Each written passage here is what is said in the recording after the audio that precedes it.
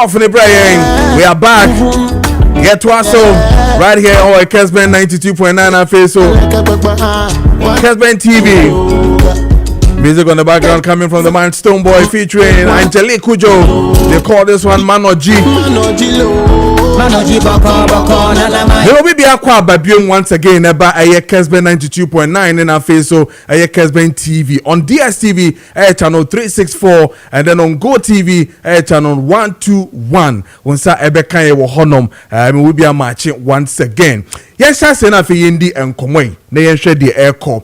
Minim say what to say akwetia eba be koso election or by election or eba be koso on the 2nd of September. With that, you know, police share the parties, you know, political parties, you know, the NDC and then the MPP talking about security this time around. It's and as a difference on when it comes to this particular by election. Omudi enkomo yie pa. Yenkwa humane so na yene yenua bema ura Mensa Abrampa, your programs manager programs manager governance and security sector. It was CDD. You know ending komo emfa police meeting a course or any political parties, you know, NDC and then the MPP to be specific. Na yenhwe the efimu ba almost someone is saying, is this something that they really think say a bit my juma and now so otherwise yenim komo emfa home and then anope ura Mensa Abrampa memo watching eba Kessben 92.9 na face Kessben TV so. Me Josumenia. Bigire say bibia boko umpo mo so Ya me adom ya ho ye the radia say. Police and parties no share with regards to security when it comes to Akwetia by election. First of all, minim say meeting, you know, wetiti munsema, wetiti what the political parties have said, and then especially the police. What is your take on the meeting that was held with the political parties? First off, when I made that say, in fact, when I saw your phone with TV station, I'm afraid with TV station of but when Casa war security piano, I will more a whole and nine terminologies naya use to edema effective security planning. If we say preemption, prevention, protection. The last one, enforcement. Inti before say Bibiana be analyze Bibiana say triggers be a preemptive possible friend is saying mayhem na who say triggers na so tribal modin bia so be prevent say ABC. Na say and to me want to me strategy thing area na what the BBF go kwemu a say a back say who prevent na any require back whom you be sleep through who be protected the environment na SNK to on ni na kwa so twatwo na bibia kwa ni na back whom you be afemu a so enforcement no includes say on the spot no be enforce strategy say there be ade na nkofo peso mu ye chinchina no ubetimi a friend say esi anokwan na say mu ye wi kura ubetimi achi hom do ma fam kwan so most often than not in election security arrangement no yana ejina mienu peso yana ejina say ye be kwa be to ba prevention no ya friend preemption no ye bibi say after ye bibi a bit media prevent is here so share apart from it IGP any political parties ye omusa koye friend saying simulation exercises BBC ade umbeye ni nyina dey try and say omu ye ready enye news e wo Ghana about sometimes kwano omutumi e could develop scenario for all the election we have more men no and you know practice a develop documents TV so nema internet they normal thing in addition to that no National Peace Council ni akuaku so sign peace pact ni na ye nema e dey preempt say bibi betumi yes ni say ni I prepare say be ye intimi enyanwanwa because a part of the assurances are a political parties and supporters and say police ba. So the next question we have the police so what? we the first time a police deploy men a call by election and a yawa to was we go there will nipa be brave ho trip on it they will nipa be brave ho a kwatie ho ankasa na ye beto abano various occasions they will nipa be brave ho asankre gwa na will nipa be brave ho and so dey be see ni see ni see na ye so I'm just bringing all this to say there's one thing trying to give assurances, another thing enforcing and deterring people from future occurrences. And no, I am more than it's so far data on elections related to violence from 208. They've covered 208 because I time I'm back Kodeo. I'm better as I desk I'm a THC as an election security manager. It's the way we say there be no pre-election environment assurances in the back. A BBAC, it's Michelle it may simulation, it may meeting, it may sign peace pact, but on the election day and post-election, no, yes, they can hold enforcement in the post-election accountability. They are the come. In the Yababo IG Trabason, says, yeah, as to that, they can 2024, Nadam Paria Mekayano. The by-elections may know a call a friend is saying before 2024, in a peaceful. Then, to study a Conady, vigilante and semi in election. In my warning. I had to say a friend is saying illegal entry points to borders. Who critique who see back one way channel there could be back one to baby. The one time in mind is say the fact is that by election were peaceful because the by elections were not so competitive. In this peaceful, I don't say vigilante say 20 years. Could see you know. And see IGP why there why simulation or assurances when the parties just like the BIS sign peace party. What next? That's the most important. So say yeah, party back a press statement said the NCA Blekuma North no one fakun susu ama obukun to mu yam. Kan obi adaka. Yabu obi eku obi epra obi. Yente ho hwe na obeka sem me you be na majodi. So the assurances alone are not enough. They see who say police no independently. Now for mu dey to trust that you say no to trust them no cost Ghana too much. I quite say you need security. I quite security no memo. Everywhere, not about one. And it's about one the basic pillar of democracy. You know, you may also gain some more. Then you be able to get to. In the IGP, we're mobilizing men. We're simulation exercise. For me, the political parties, so my assurance is so what. Okay. Maybe why do you think you did say, say, I lack of enforcement, but I didn't know Banessa. Is it that say a buying for ba and now say the present government in a was one then crop for yen maybe yen to me enforce because of what is really the problem with lack of enforcement when it comes to some of these things?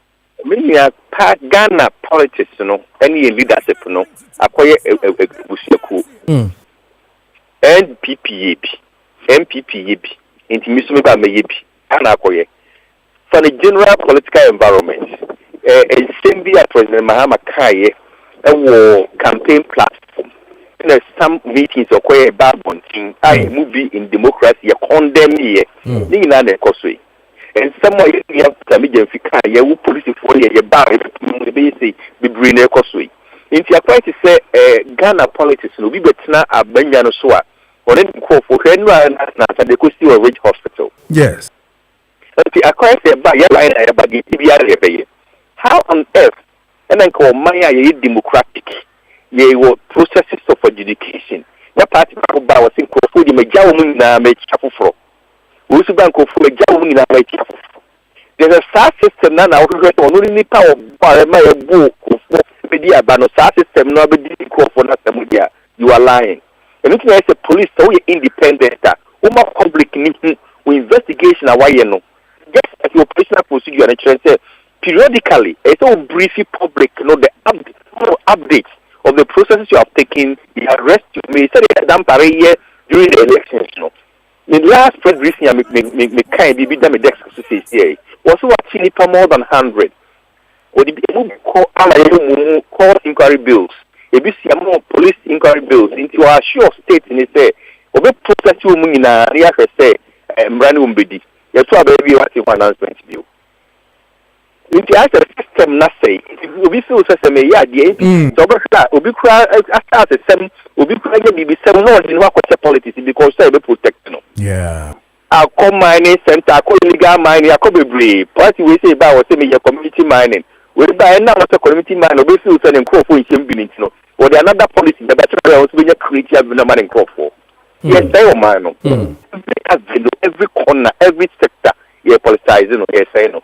Now, I'm going to video via one of the security agencies from your recruitment. I've been to the never show so. Instead of just marching crowd in me. Marching crowd on me. We won't call 4 security agencies, but catch us on that. We need to be hard to go to now. Access a center, of course, only a common report coming to me. But I do not bring it power. Yeah. Yes, say every sector of the economy because of politics. That's the whole. So, no bet me my assurances. Obey me a simulation exercise. Obey me a shoot for the police be break or number of police going there and carry be free. The shows by just last 2 months. Many African Union the election assessment. Polling state, election no. Nipa back up police ni back up the Kojina Kwana no. We hear thousands of police. Wow. CCTV go. Cameras go police for no. We mistake. Ujina Kwana be straight away. I do special course for elections. Wow. You dare even very simple. Police will not know who in a body cameras. You got as well like your capture. What I say, they start preventive and prevention mechanisms. No go up and say you dare even not. You dare not. What I say, and the police government, we constitutional appointment authority, and your government appointed police heads. And your government now appointed electoral commissioner. And your government now appointed SPCE. Who will be a constitutional established body, a friend of constitutional appointment authority. All the constitutional appointments. It means I show them. And the constitutional appointees now, here on the tenure of office, say 4 years or 4 years, say 10 years or 10 years. But it means science government and into a idea on through. But how did you buy a near Pamu Yakoba? Your body, you appointed a certain rank of military. What Maakye now, Yamokufi. You bet how say a baby and we wait time to your buy judiciary everywhere. Yes, I say more mine. It's assurance no, but me cast a quote difference. Yeah. A quote difference, and yes, sir, I quote for Pentoka, but I quote history of electoral violence. Yeah. From Baba Jama time, we see the last election in court.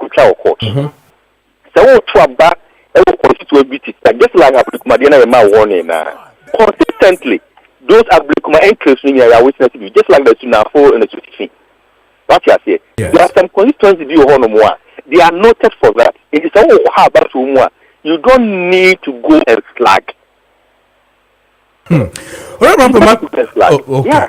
Matthias here. Now let's look at this one. What we call trust GD. Mitie the MPP national organizer Nana B after the meeting, and it look as if the trust when it comes to the police is not there for the party, the MPP, because of the who be paying recently with the Blekuma North one and all that. Now, when political parties start developing trust issues, MIA security system now, then it means that we are heading towards what Obibeka Yede Act by American Vigilantism and Related Offences Act 2019. I think it's Act 999. By here now, we are not using the names, but we still have what we call Yebefayen security. Now, yes, so ya boy by in addition to what the police is bringing. In as much as the numbers are there, trust issues wo we DNA to me as on mine and the political parties heading towards by-elections and elections, because remember we have two by-elections. Maybe September is a month of by-election, 30th, and then the one before the 30th, as in the Akwetia one. Trust issues. Really, a big question. I say Ghana Police Service. We must try several occasions. So much image on mistrust. But I think that the more they try, the more they feel. In 2017, we had that transformation agenda, 13-point transformation agenda. About 7 of the points point what transformation agenda was to purge their image on issue of trust.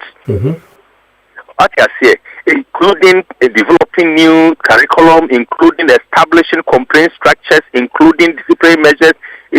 Never be brave work transformation agenda. I'm not in the office. Maybe able to make the point a woman they wanted to transform, ensure that the woman mission is said to be a friend is one of the best security operatives in Africa and the world.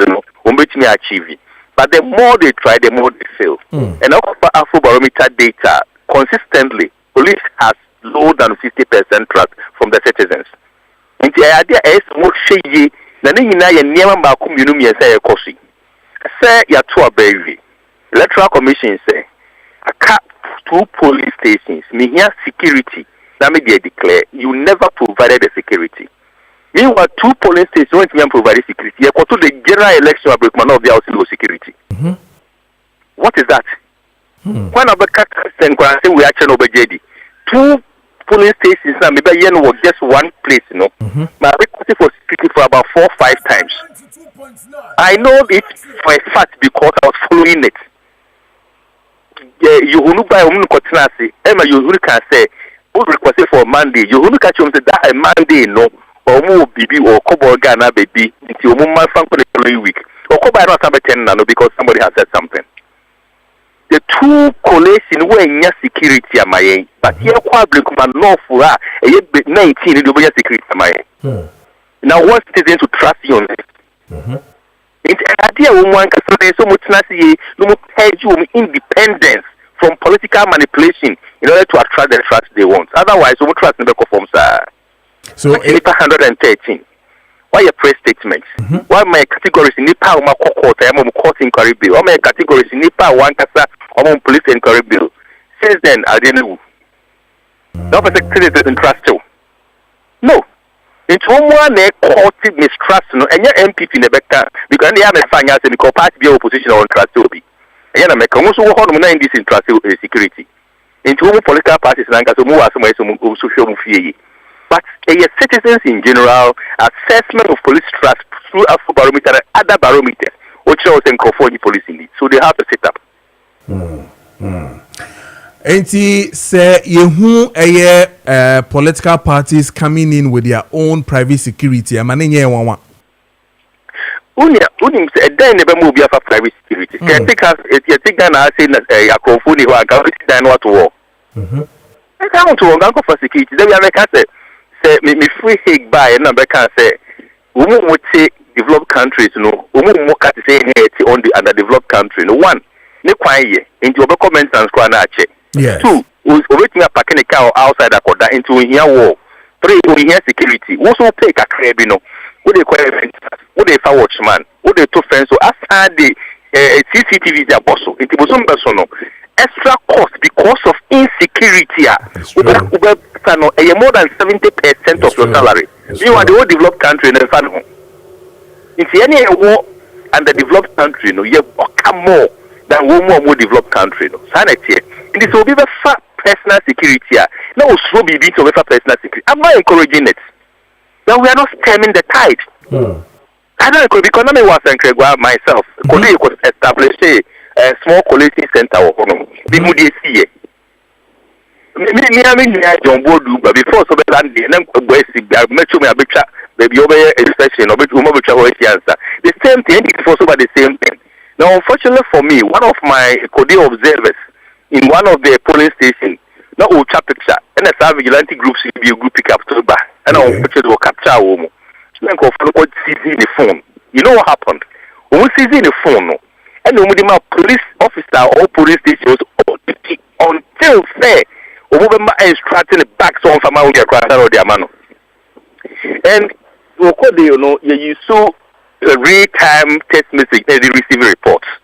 So without the phone, guarantee my end on the spot reports. Into okay before Frank say send me patcho. Now me the phone man because you create catch you say we picture there a privacy. We think to be picture but I want to friend quiet. Yeah, no correct. In the same mistake right now I think I'll so I instantly I knew so I video be privacy. What will be picture only perishing. Because we know the principle, so we don't go against it. Masa me too kana me kona umuhu say stick abọ me car no kodeyo observer no. Kwa no muso da umani. Eno mu di mechi. Na me too many share me hu me ma na go pick up no mu no. At once wana me hopopo. And na me a police officer. Why must somebody instruct you? Blah blah blah. But me who a police officer in for? Because there was nothing he could do at that village. Who can remember about her man's instruction? There was nothing he could do. Why must we go to that extent? It's me do want to go on and me call. I say, mama, we Miss Tremo. My boyfriend I born it me the phone name, mama. We the delete pictures. Some of you say, "Oh, channel any legal no." Now because no na me the reports. In this unique picture now, you might obey your high and a Tony phone now. You might obey your hand in you waste. We don't know what you. Why you mistake? Yes, I need trainee woman. If I go about going out, I can say, for phone the bra.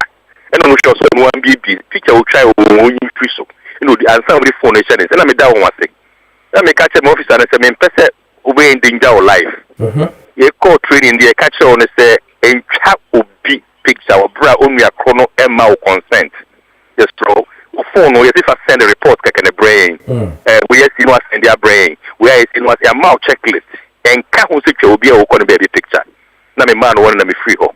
Yes, I agree so in video be practice but in there a member of home police had no options there obey instructions it is a some member we catch up electoral officer work crowd say about 2 hours you know you be guma or I no be obey protesting on to me cut dead. So remember about honor.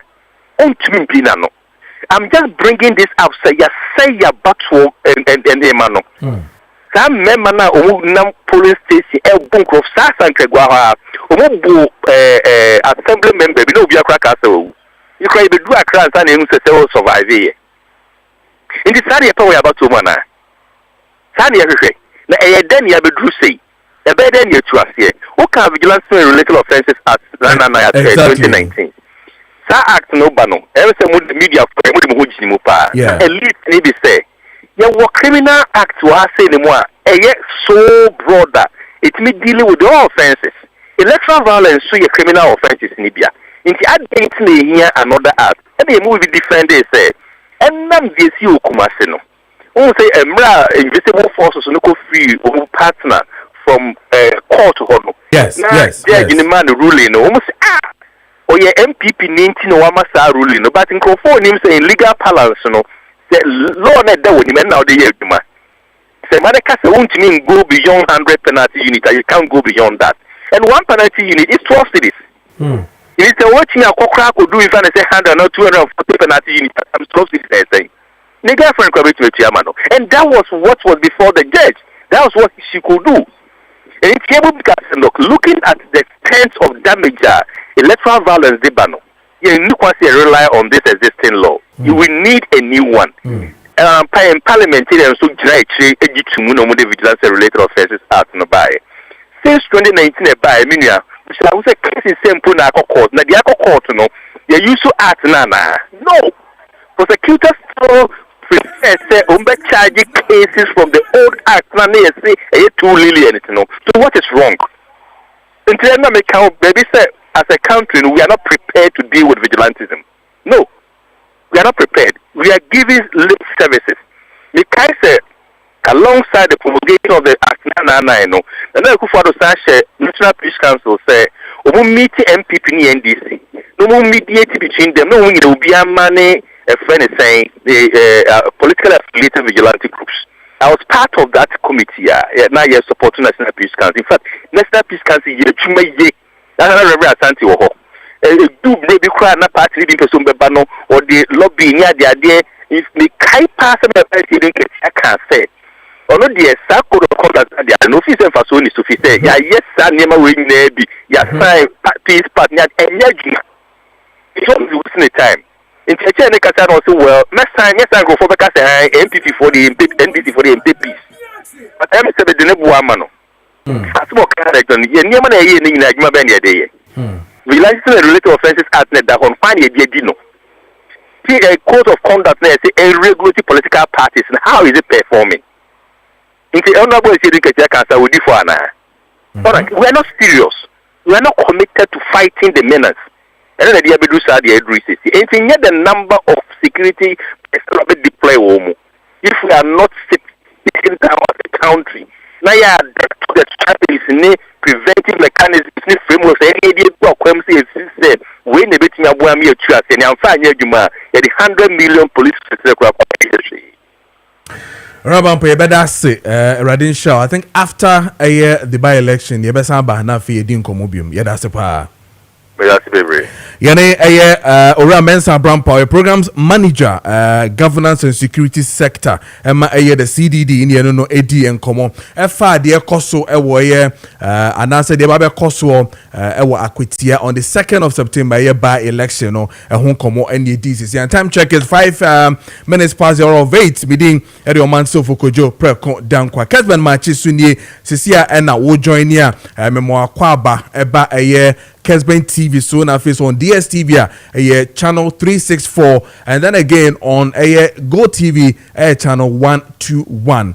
And then Medi and Komo I'm going to speak to and then have one-on-one with one of the founding members of the MPP.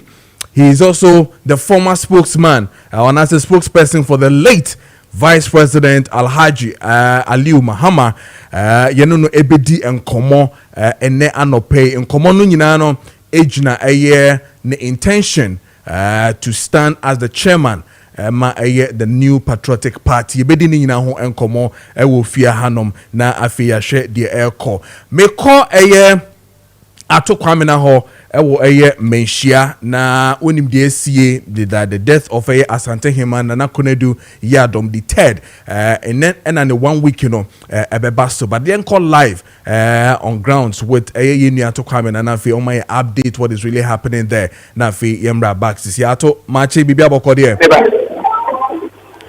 ato otemenka morning bibia boko nice what do how Abako je mo account si ameno kasai me na kasai me menhia gatem si na me no kasai. Okay, it my up to speed what is really happening and pay sign a hot year preparation to say there na course what is here. Yo bako je me da say se me do ba Asante mantemi ya nyina ye nana hima Asante hima na Koredu Yadom a otoso miensa Kowra otufo setutu friends Asante my council and nanom ene ayemfo esumni na eto mu se o maame da ya wan sole be chede on na o maame eko ekura na se na ehye ne te na ekwese de ebei akwese de na de hye se ene ye wadai ena obedi maame no ena wo tweda nti ene anapei ye bai na ye bai se ehye no etise na anapei ye bai no ye bai adana no bonfo e wa ha omu kom gidigidi pa ansa na aye telefon no abatena se Did you know that when the focus was tent, yeah, and a Kunyano, a month ago, when the focus was almost and Kunyano, and a Oshe Gansos, almost some the question in Yamaho Supria, almost a year, and what the question and Yamaho, and that's yes, and then in another Koredu Yadom, out of some years, Fantima. And now Chidano, a bus is here, no, I can send a Jumadian, a bus shot here, no, you prepare, no, you prepare, friend, a Jumadian, a bus a seer, and a day or a Santimantimaya, Mature, a Menshia, and a Jumadian, a Beshaso. And what I know, a Dutch just say, Guswa, almost a volume after the pressure to drop, almost a year the pressure. Now, I won't remember, and Yadia will be able to me about a doom abaton idea. Now, so and this offer a doom and Potama. Now, I will what will be restored more to idea. Never move about it, Alaba, and then maybe be a Biaman Shanadia, and a pay a problem at the advance say. The before a ton idea or one, and Yadia or Mapa, in and say, another Biaman Shanadia, about a ton to Emma. A year and I said now today now everything I also after bills no I have the cancer and the cancer advert say and I'm say my ma'am I'm going to be out of our tossing autonomy and stuff until my now trending and my a year and also I was antimantin and the Sabbath Nana pay a year and was antimantin and then so often going to na ona mukuri ya so na wo hia asante bi na wo hia obi o ti asante ma de ne bia na wa ko tuntum edi adanse se biche bi abo asante man na ba go bi abo aya asante man a ene nyina ya bom ni ye ti ma me no na o tweda no.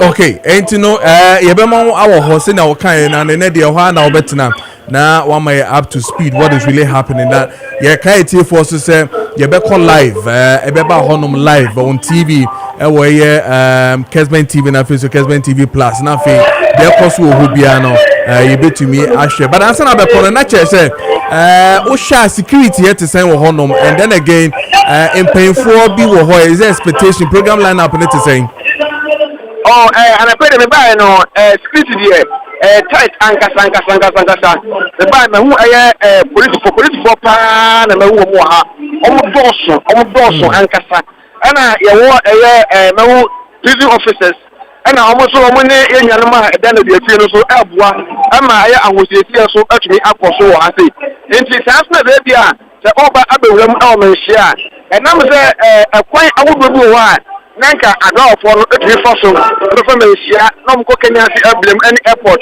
any emiamia awodobi na so mpedifo de batu ja anu a meche ye bambo for wasanteman tebia ade batu ja se enam se ye ma me na o tweda ne betni ntino awo pi ebeba na to na no pi ebeba ane mpedifo awodobi na do frame emiamia awodo aba yes oba no se stop kokwem another common choku a access to the Marciano a bad day at the Amasa, any panel. Into over the Kataba Bonte say, and maybe I will put our what antimatum we are, and then all my quite am a shay and to me unfaso. Can a penny a buy no Sabah Pana Yahoo, also by this shadow of the Mesa and our bar. Well, for up to Pemua, almost a shame be to me by hand. And I want my share and a crowd of one, the Sabia Shankanin and a friend. Uche Kessben. That's a over airport on about that. A quite enemy share, and a quite fast to the airport on about and then sister, almost sana, bamboo from up to our sentimental fire, and you ask them good what they said. And put the forward to ever back. Put the forward about the penny back at the promotion now. A bet me up for extra happening, you know.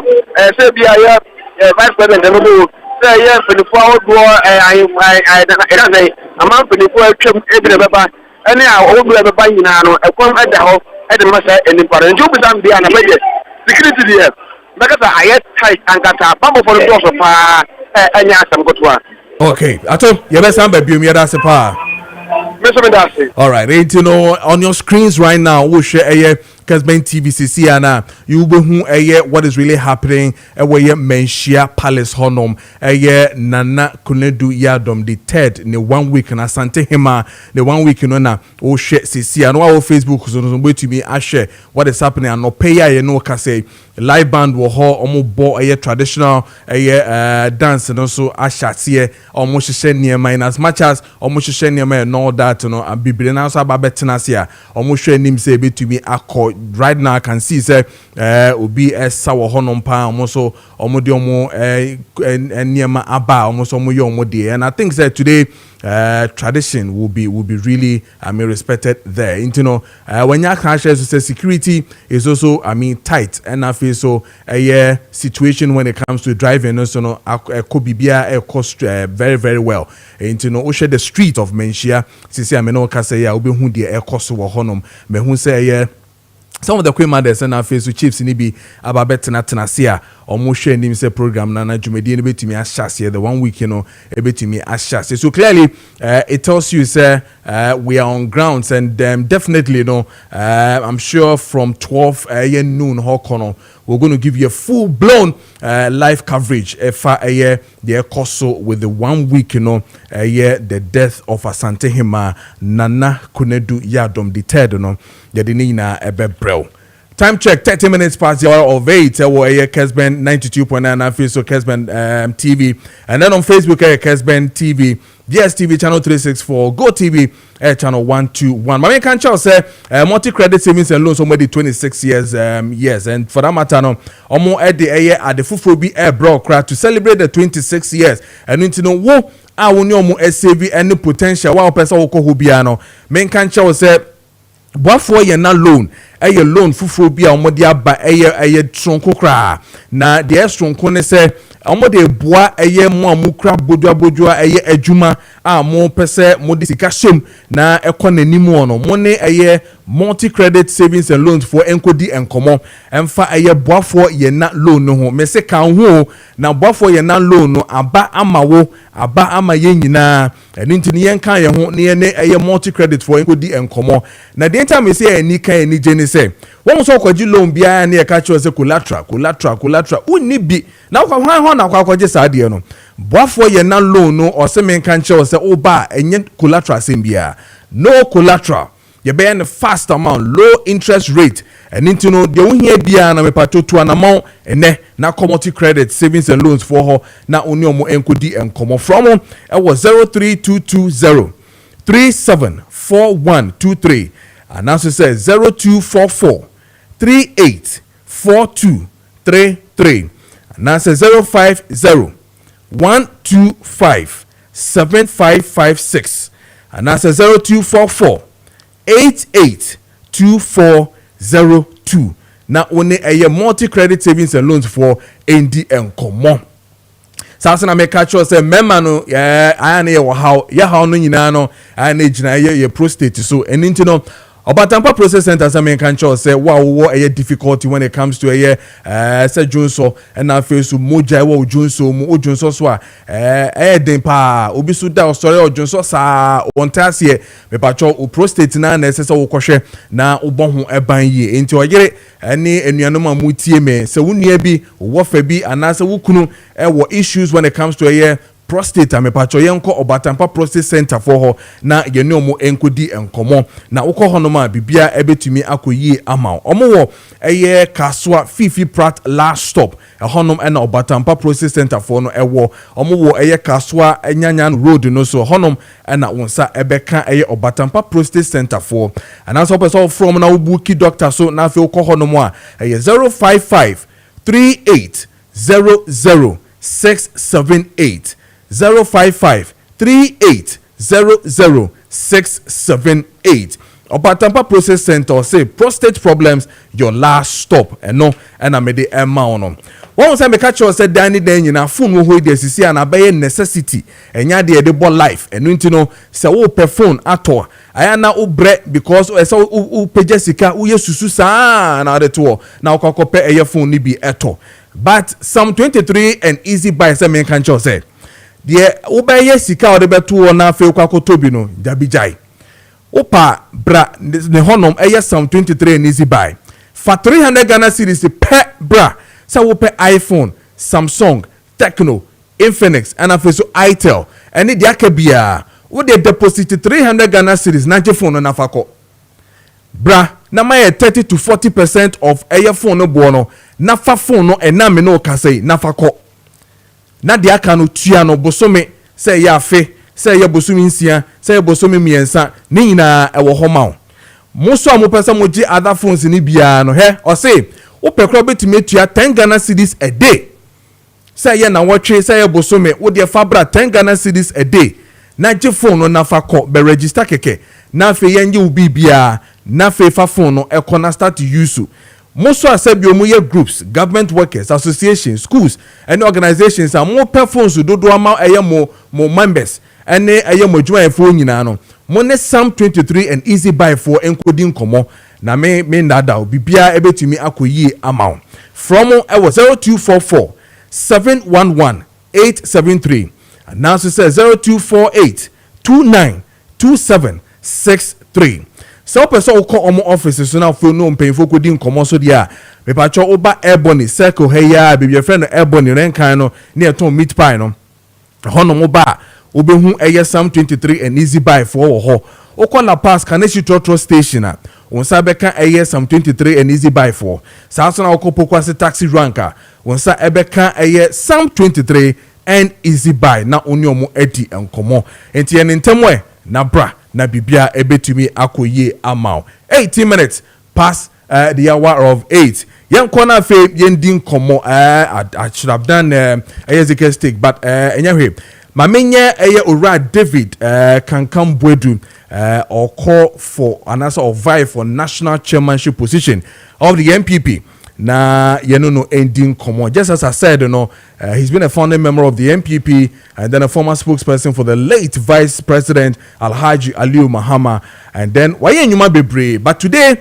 Ose Opese Ojina, I'm looking at it. I think this is the second time also or vie for the chairmanship position. You need to be doing komo na fi ahwe de ekọ within the party, and I feel so niema or de babeto honom nama sebio ne members, and I say the party faithful so no etumi ahwe so na omoto abano amano. Or text messages, WhatsApp messages in no making kind in amount right here. And member by Jagus mehu de and I face to teacher constitution mehu Eric Kweku mehu de teacher Tepa mehu de na face to Masawood mehu de sisi. But let me read Jagus de na fe memra Ora David can come Bodu sisi. And Jagus from his home says that Ken 2028 the grassroots hope is only you. I said, I am strongly behind the Ghana Medical and Midwifery and Nursery Association about their anger to arrest this rough guy who went to Rich Hospital to do that basa things over there. We are all watching because it was this same guy who took part in most of the NDC demonstrations and even blocked a driver who was carrying a sick patient to the 37 military hospital.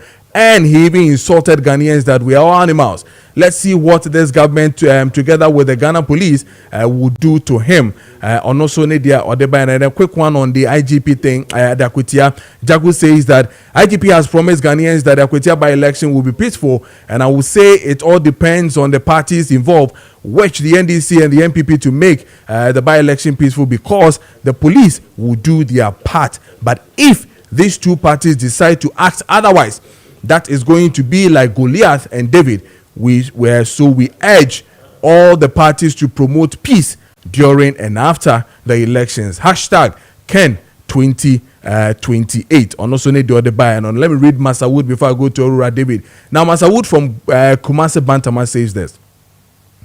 Good morning, my boss KPD. Good morning to you, my chief Masawood. Also, IGP should give us a break. We don't trust Ghana Police Service one bit ahead of the Akwetia by-election.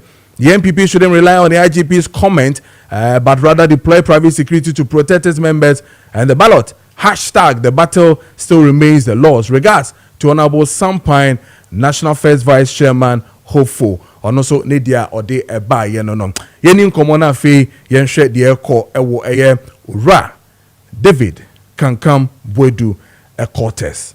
Ra David Bia Boko there. Oba there. Nana Madaroma. Bibia Boko pa. Nice. They all say Kasa credit who say Bibia aye fine pa. Yeah, was it. So me that's pa. MPP party that is saying so far we lose election. How do you see it? What the medical Kasa na just enkrani asante na mwe. Na Kessben so die na make a chemia Siga. Mene Dr. Amakotufo na Kessben de hona na yetane na moa. Nyame mfa na currency me wa santimemu na me chia kurura ene ewura. Na o say tu. De breach atu na to ye nyina. Enti me man Yakob Preko pe. Ma nesusu dwumadi aye gine manhia. Me frita no dumase. Kuna tano dumase aguna. Enti me so na me ye kusi boardum asona kusi boardum. Me na me ye busu ya panyini e wo fie e wo babusu ya no mu.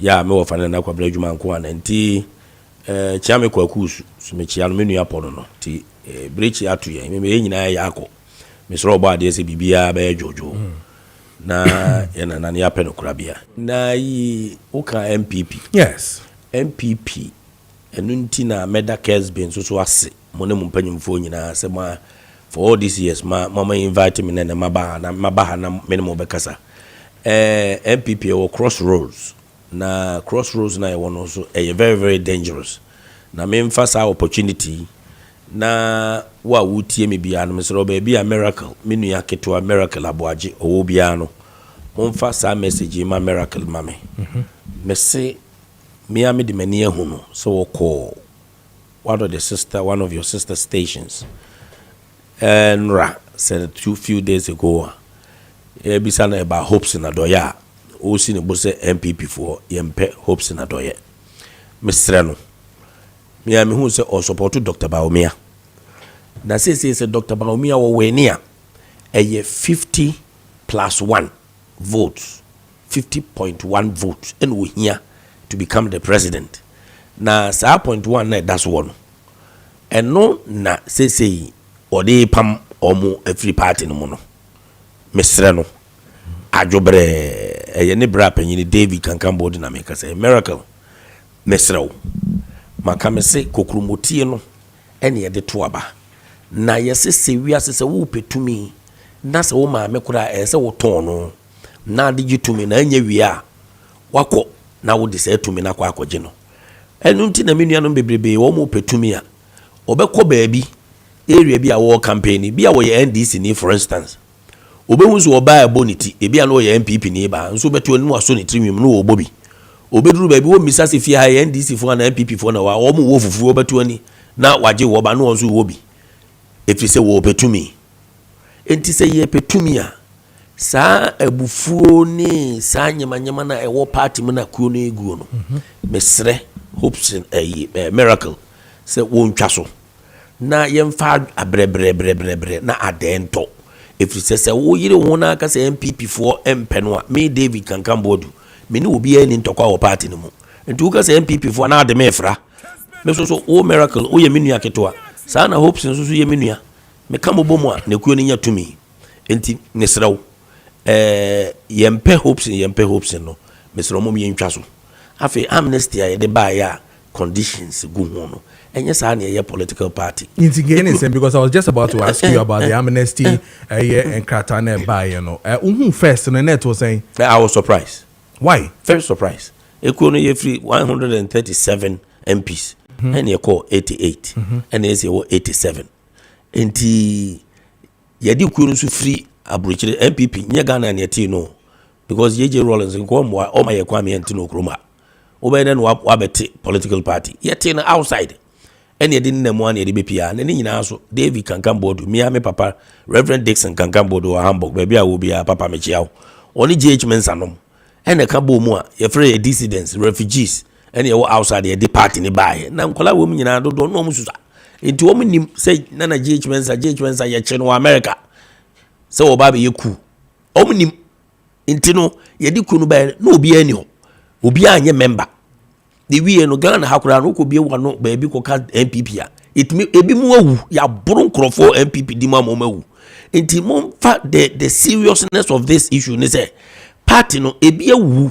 wo party dim nti the more ye krokro nkrofo a ye de wo mo ba mu na kuro no ekuo no tre no eno ne ebema ekuo na etimi asan ba power na musimu ye ma amnesty with conditions and any say conditions no hands and amnesty beba because the conditions were there because the conditions were there say you couldn't have just come in that is called conditions now say amnesty na the conditions but and any all the buy there and until am say mom to abano na David Kankambodu me ma the national chairman of the party Sanka what would you have done? I would have just begged them please come ekuno ogunti mesramu omi nyina mfa bufuo ntonchen ka mefre president Kufuor ma fre Nanado Dankwah Kufuor na the current chairman na ma fre no na ma mo matena press conference sa akora no a enka group na ekuo no hwe a omo a yapam omo free mo dodo ni nyina aye nkrofo no mo lean towards president Kufuor I say president Kufuor team no na Allen no mo ne sa group no na afoko mi na yapam wo mo na omo kro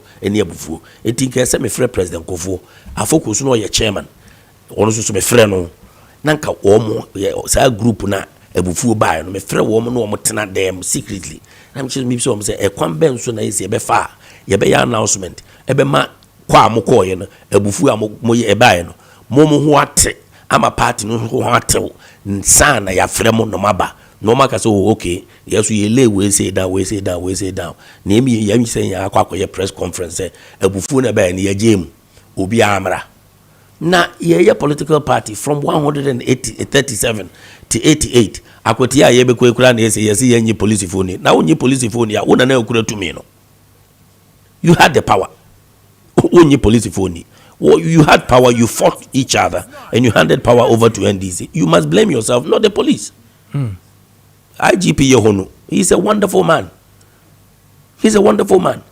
mamon criticize no e ma won ko ye bibi krokro no na wonyina wo krokro nso nka se nkrofo no gimi dintime ye bibia ebeboa na monyi police ni a mon blame the constitution of Ghana. Say referee ye kwa kobo ball na referee the other opponent in a choose referee on jaze ye constitution ye electoral commission or don't say me ne kotoko and am ne house e kwa koba na house for na choose referee enya Ghana enka until you don't have to blame your own IGP for anything or don't in the boss na afre no so omra me adwuma na opa chire say me David Kankambodo ukura to me na wan so me na so de be ma me boss na me boss e ma me kwa na be in charge a me makuntia me boss na opa say me lose me adwuma na ye common sense enti IGP ye ho no ma obi am blame no me sramo. He's a very wonderful man. I love him to bits. If we share the current leadership of the MPP, election, would you say Oma perform to your utmost? Okay, me twice or 2 minutes. Now me person me conclude with me aminiake to America labuaji. Miracle enye bufu mu bra panyini. Futu na me too. Politics mono. Ye won panyimfo ewom. Me wo mpanyimfo na me so seb imperial assembly nyini chair wo politics money age mu nyina intimisro tie menum asem na yemfa brebre na adento na ekuo no yenyina so ne building tie obra panyina asem afa menua hopes na doye mesrew bafo minim wakoma pa ya wo ma MPP kuo no minim de ehye wo mu enye easy se wo be ware wo yere na wo dono ana wo ba na wo dono na gidigidi woni ne ntamate na wo be gina wa ka kire me se me ma MPP meko NDC minim edo a ewo wutirim ne wakoma mu ma kuyo no enti mesrew adwobre bafo wate mesrew ye ne kuyo no yaka bom maka me se uko NDC kura no Hopson so wo NDC kura sisi ya uka se Hopson 2016 NDC for na ankoto aba amfa ma President John Dramani Mahama and na MPP by fast forward 2024 NDC MPP for na ankoto aba because of President Akufo-Addo ombu afununti ene ma yeko opposition ti se wo NDC kura no a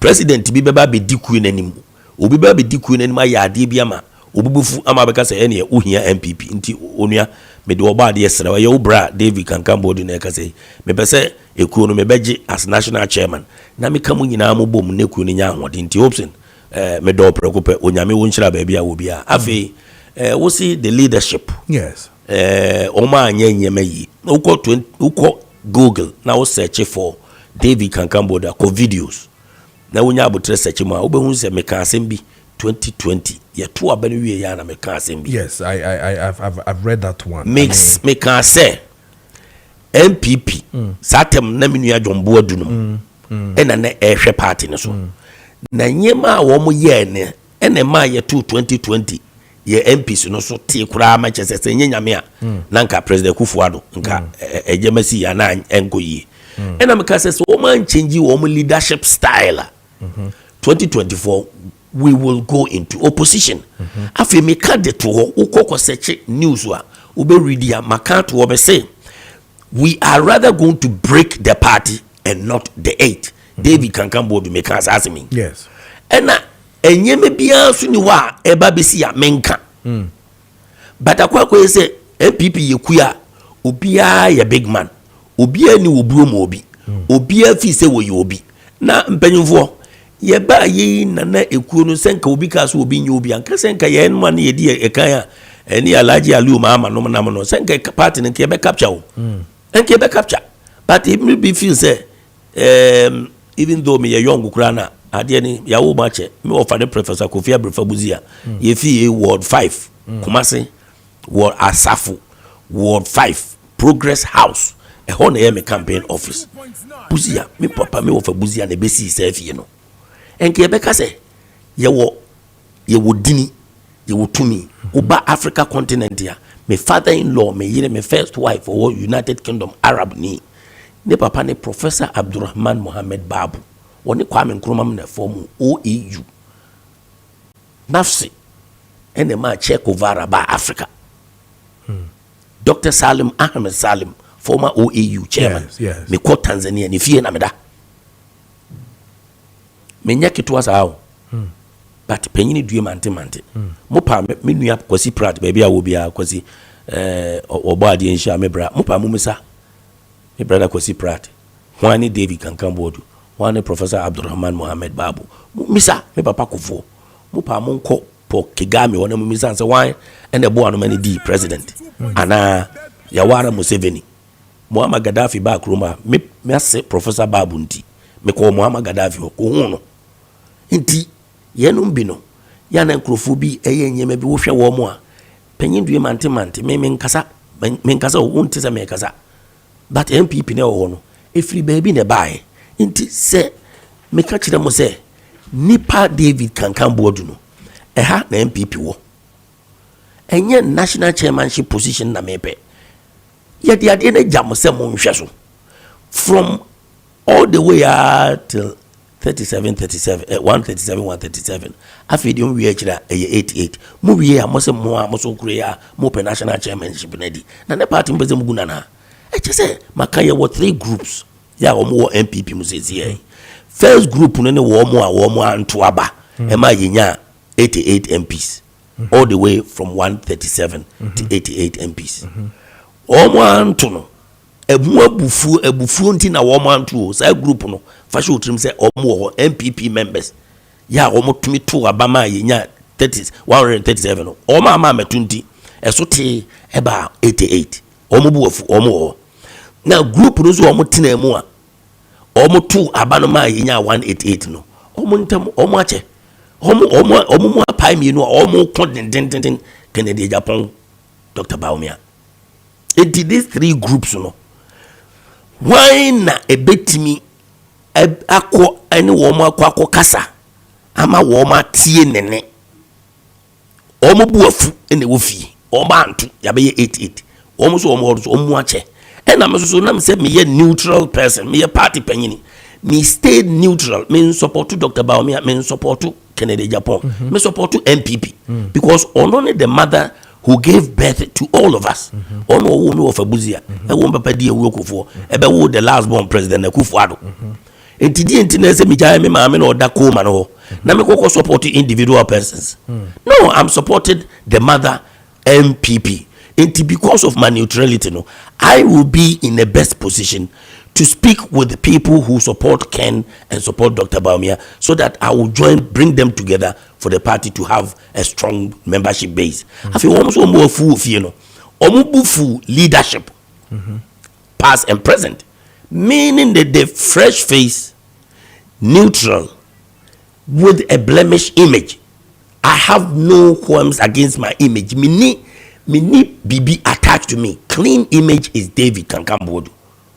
O baby amekobia ye ma me we hu report me modini but omo contested for national chairmanship no afutu na me too omo say mumra mes gan to David Kankambodu because who offend obi a me nua ketewa say who offend obi a se nipa no ebes wo ba be pa ochewa on rekura be san bonene so na mum so wode ne ferry wode wo ferry fo bi di na chi na wonu di na wo ferry fo na chi na wo mo nante ba wo ferry fo ni ntinu be yedin na fa hu se nipa no ho a okukukura abedwo but we mo nim se ma ye nyema ma party members bu ofumu ama se MPC aye wo no e kire se nyema mo ye no ma anye ne yi ere na fo so mo ye o ma anye ne yi ebi ye de hen me mekaka yeah ebi ye de hen me mekaka me penkabo mo but and key point no and say ni ye members MPs ya omo parliament no mo ye 137 say 88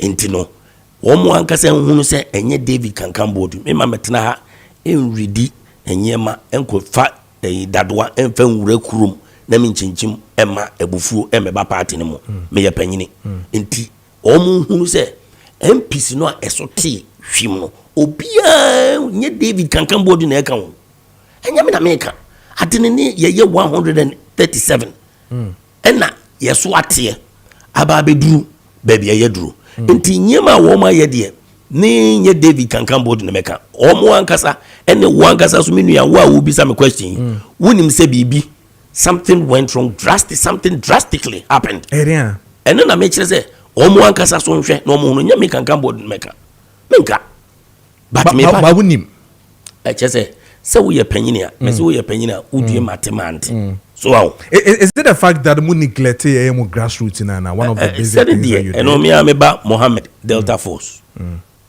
yeah na ye boni omo kana o masemi Delta Force but so ko Mohammed a very handsome man those days and me ba no ko huna ebe yo mobo your security now were neglected Lucky Mensa me na me twen Lucky Mensa de ne ba MPP ya me ne ba Kumasi frɛ me amenu yaketoa chairman wuntumi ya me ne ba ya ye be launch kukurudu eshi rado ene me nua Lucky Mensa ba bia wo bia me brother me chiaw me serew ma serewa me gusu me serew bra be kan onua ho ade na party ne yanye ne yanhihye ne yie na maka wo NDC mu wo CPP mu a panyini bi beba be di party ne ma ya ade ama obuofu na democracy na ye practicing ye ntimi nya one political party e ma ne rane kuro no ye be se ntimi serew bia wo bia Lucky Mensa meton krama wo unua David kankan bodu ne me serew bafo bra ne be ka me ho na kuyo ne yanye ne mfa wodo ene nkabo mu mfanye ne ntimi practice democracy ye internal divisions in it is saying also one of the major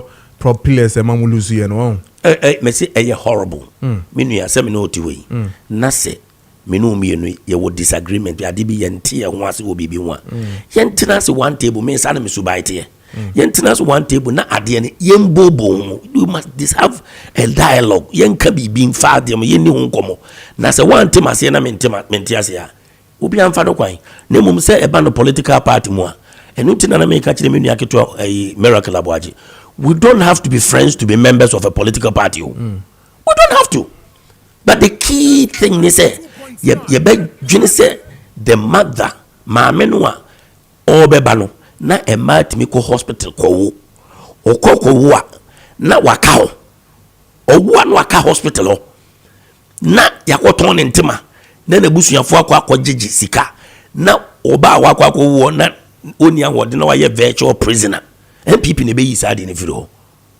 mum yanwini certain things bi se ene akure bi te ekure bi ase na Achimota school na ye ba Achimota school those days that a prestigious always ikafo school akure bi te ekure bi ase ya light no ne otimi fa ne bag ba school Achimota party we ne ka ho asem no party we MPP we sade ne ka na me say AFRC PNDC NDC da benda na uminu yaketwa wote se omaba power no ma ya announcement se votarians muna moye ye abusuafo a moto abama yen ene nyame da roma ya ba aban mu monko mu fie akire o ma fikire ho banku ene tilapia bi ene mako kakra kan ho monko di ni free what be that akple ene keta school boys votarians muna moto abama yen momonti ye ho kasa fifi ko te se eye religion ya ebi mu ko religion fa so ko heaven intinin kan dis nko momfa votarians nko heaven kakra but MPP mu yesa se ubanwa no oko free SHS na su kebia na nkan so utua bia udi share won ubetumi di akwakoto banku ni akplen edi free obanwa no hospital no na okowa no waka no na gisi yakoton na japade bi na dia be yi na free hospital na MPP nti sa ejapade no okoton ya ubetumi di ato banku akple any keta school boys no di free. Okay. Where can come here to abani wie no your party decided to do a thank you tour. Me nim say no mo kwakoda say ya to abano na ye wie no mo da members say. Me sure say what here. What's your take on that? No na I disagree. Omo ko no. And me few days and 2 days later I'm say me to am baby omo bia. Ntimi ye ready say me ko me tia me aso na minim say adene na it shouldn't be titled thank you to yakoto aba ye lose enkrofo bu ofumu omo anto aba per the analysis ya me mai group o mufti fia omo anto aba no mo kwa eye I beg you to ye ba be pa mo chew say ye enjoy friend no says I beg you to na say nko mo kro I beg you to thank you to and that's so cry say amnesty I dey buy and I hear the many aketo miracle aboaje amnesty no so ntoko e ba ho e say me shoulder call from anko yi ni nyina no me say David Kankambodu memra meye the national chairman of the party na min change means sanyema yemfa ho brase odo nkabo mu because kokromotie ena wohia na de aban mu. Is it that ahobrase eni homa the MPP as we still speak in as much as Molusi in echi me ba wo se kokromotie ena wohia na de aban mu. Now sa kokromoti ansa na obenya amobidi aboa wa ma de aban mu no gise wura nipa nadwene mu ansa na wode ne kokromoti de amawo na sa krofo ni ye pam wo mu we are scattering them. Hopes in Adoye is one of them. Lucky Mensa is one of them. People are so upset and they are so angry. Ye hiya ho brase ye hiya se book long ni ye katie minu ya ansana book long ne doors won oze book long ne doors and I say be say ansana wo be ko school no aba benya wo doctorate degree and aba be lawyer no na adwene na dawutiri mu no na enko school sa nyankopon adwene na dawutiri mu no eno na wo di ko school adwene na dawutiri mu na enwura school dem da na sa adwene no na de ko tena school dem nti wontimi disrespect baby wa adwene na wo de ko yes a doctor no wontimi disrespect no na wi a obeka so obi ye illiterate. Illiteracy wo ho ansa na wo ba be ye doctor. You were illiterate before you became a lawyer. Until you cannot disrespect nature. Na akwa say obi a otimi ka brofo no and the first class human in MPP and in Ghana.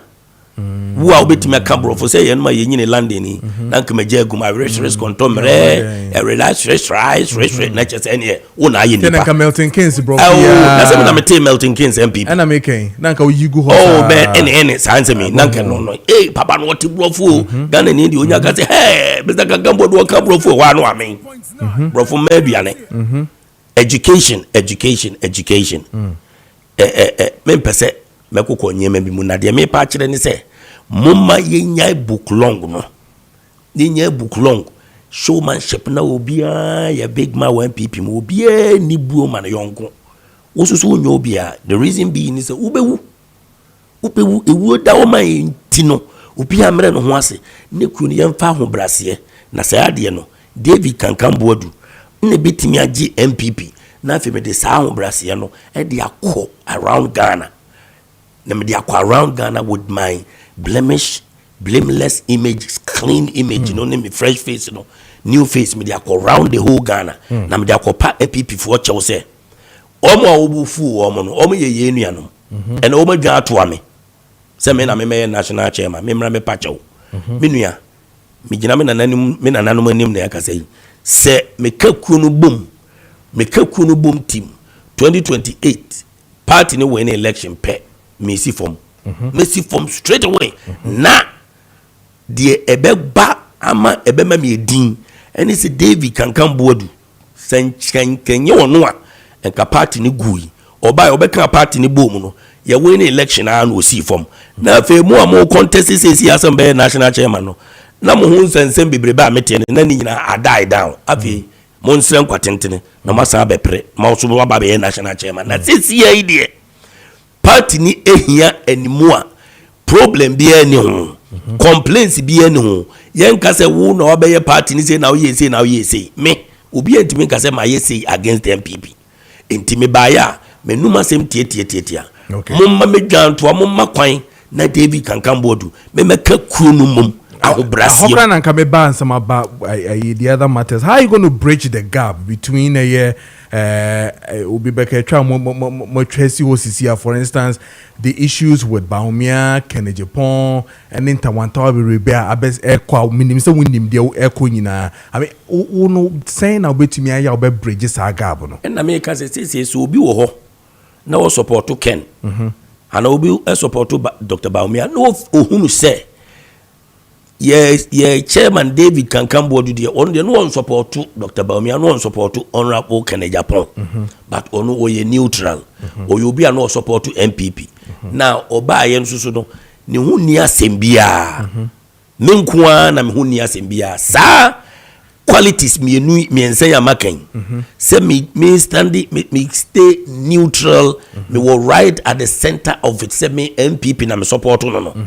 Na fe me obi antimi nya complain bi anka nkyere me say kankan board why you say no eno na beboa me ama matimi edi afre afa ne afa na fe masre wo mo se nkotodwe na ese me buo se su na ese me su ade abia ese me ye na ekuo no ye kabo mu no eno ena quality se nyankopon de ama me a say the whole party no hwe me papa kofo ono ankasa na kan no party office say ye yin ese njan say president Kufuado onti baby asa wo kasa enti say MPP kuo mu no the only discerning voice ya owo kuo mu a wo ye party panyini one of the beginners, one of the alphas and the omegas of MPP ya ye tie ne voice ye tie ne descending voice ye tie ne ene ye David Kankambodu say me guso keka na me hu say o ma start say the amnesty ene nyama e ba bontini enti me guso me kasa first na me nkasa na ma ye din but baby adu no hook has come to crunch ya say me tisimu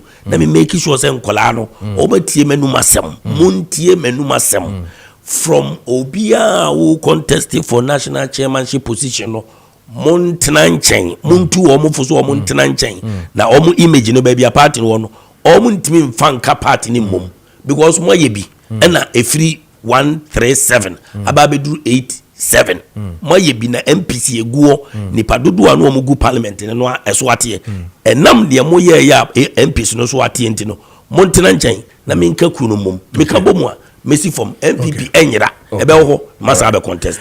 Your boy Sioma say the man is really speaking sense. Tell him for me, Maakye no. But ansana yebe menu beji crack. I'm sure say the top bottom approach a whole conference a mobile one crying Legon no. What's your take on that top bottom approach? No, Ojitum. Me mid momo die de na me can plain and simple. Say party no. Your flag bearer is a flag bearer. Na flag bearer no or ye for the state. Flag bearer is for the state. Now the party itself is MPP. Ye flag bearer say in common sense no ye nipa ye be turn no ne de na magana mine no. Enti ye flag bearer na aka the party machine itself. And only a friend MPP kuyo. Say President John Dramani Mama, he is not the president of NDC, he is the president of Ghana and my president. Omuyina as flag bearer no, you are turning it nama Ghana, you are sacrificing no. Now you cut the party machine, and you from the constituencies to the national. Intina kami fi say senki ye dia, you create party machine no, enfensi na party machine no akwa yi ni ayabeton no de na magana enti akwa de say wo drive car na engine anymore engine no it is the executives the whole structure only the engine untimi drive car wa bratai anymore but onu munyansa mu no mu chese entokwa ye wo mu ntino yenyi mfiri hontem flag bearership position no entokwa wo mu nti yenyi mfiri hontem and so I beg to differ because entokwa no enye Dr. Baumia enemy nua honorable Kennedy Japan or omo they are good brothers omo share they are very omo no omo kasa din commonize but a form one entokwa no members na omo support ena entokwa no enti no senka ye start free form ho and they are just a form who we ya danke dia frosoro but say you know say yokosuya abo ni aka ne say ye behwehwe foforo ye dia hyem na kina nya chibomu adie ye beyi enti eno de ye ne dia no me I like the way he has spoken today. Well done, Honorable Kankam. Keep it up. Tell him to pick my number and call me Nana Kwame Keye. Okay, Mate Maakye no. Then another one says so he has no skeleton in his closet. Nampacho one year. So we dear, me na makai. One friend IGP. Miss one friend, me and my brother, ye one. One friend. Okay. Right. What he said can come board. Me say one MPP onye. Mate, MPP faithfuls 8 you. Omo pese omo te bibi fi ho de twa to okra edin na obeka chiro mo finally afa the chairmanship position na where ye nimo e babeto no again now babeka the division that is in the party parliamentary seats abesene call the enyema if I recall some of the things you said internal divisions is there. I mean the neglect of the grassroots and I feel so the party's efforts so that was when the breaking of the 8 it was one. I mean enyema mobon the top thing MPP for no 8 you again now be catch room say wo ba ubetumi aye ama ensosre abem edin kai party executives na beba beto aba ne former executives na beba beto aba mo na mo ba be yi mo party panyini a ekuo no MPP fo a mo tie mi a mo ba beto aba ni bi na me mo kasa yi mo na mo ba na wo so a wo tie a wonim executive a wo to aba ni bi no so ene wo mo nkasa first and foremost na me ka ne adadafo leadership bi ye ema ekuo na duru ba bi eduru yi me se kai no fa no akire ne mu nyina atwa sesi ya ye ba beto abai obia afi ne nimbo kuntan se ne kokoo na aso mo kokoo soi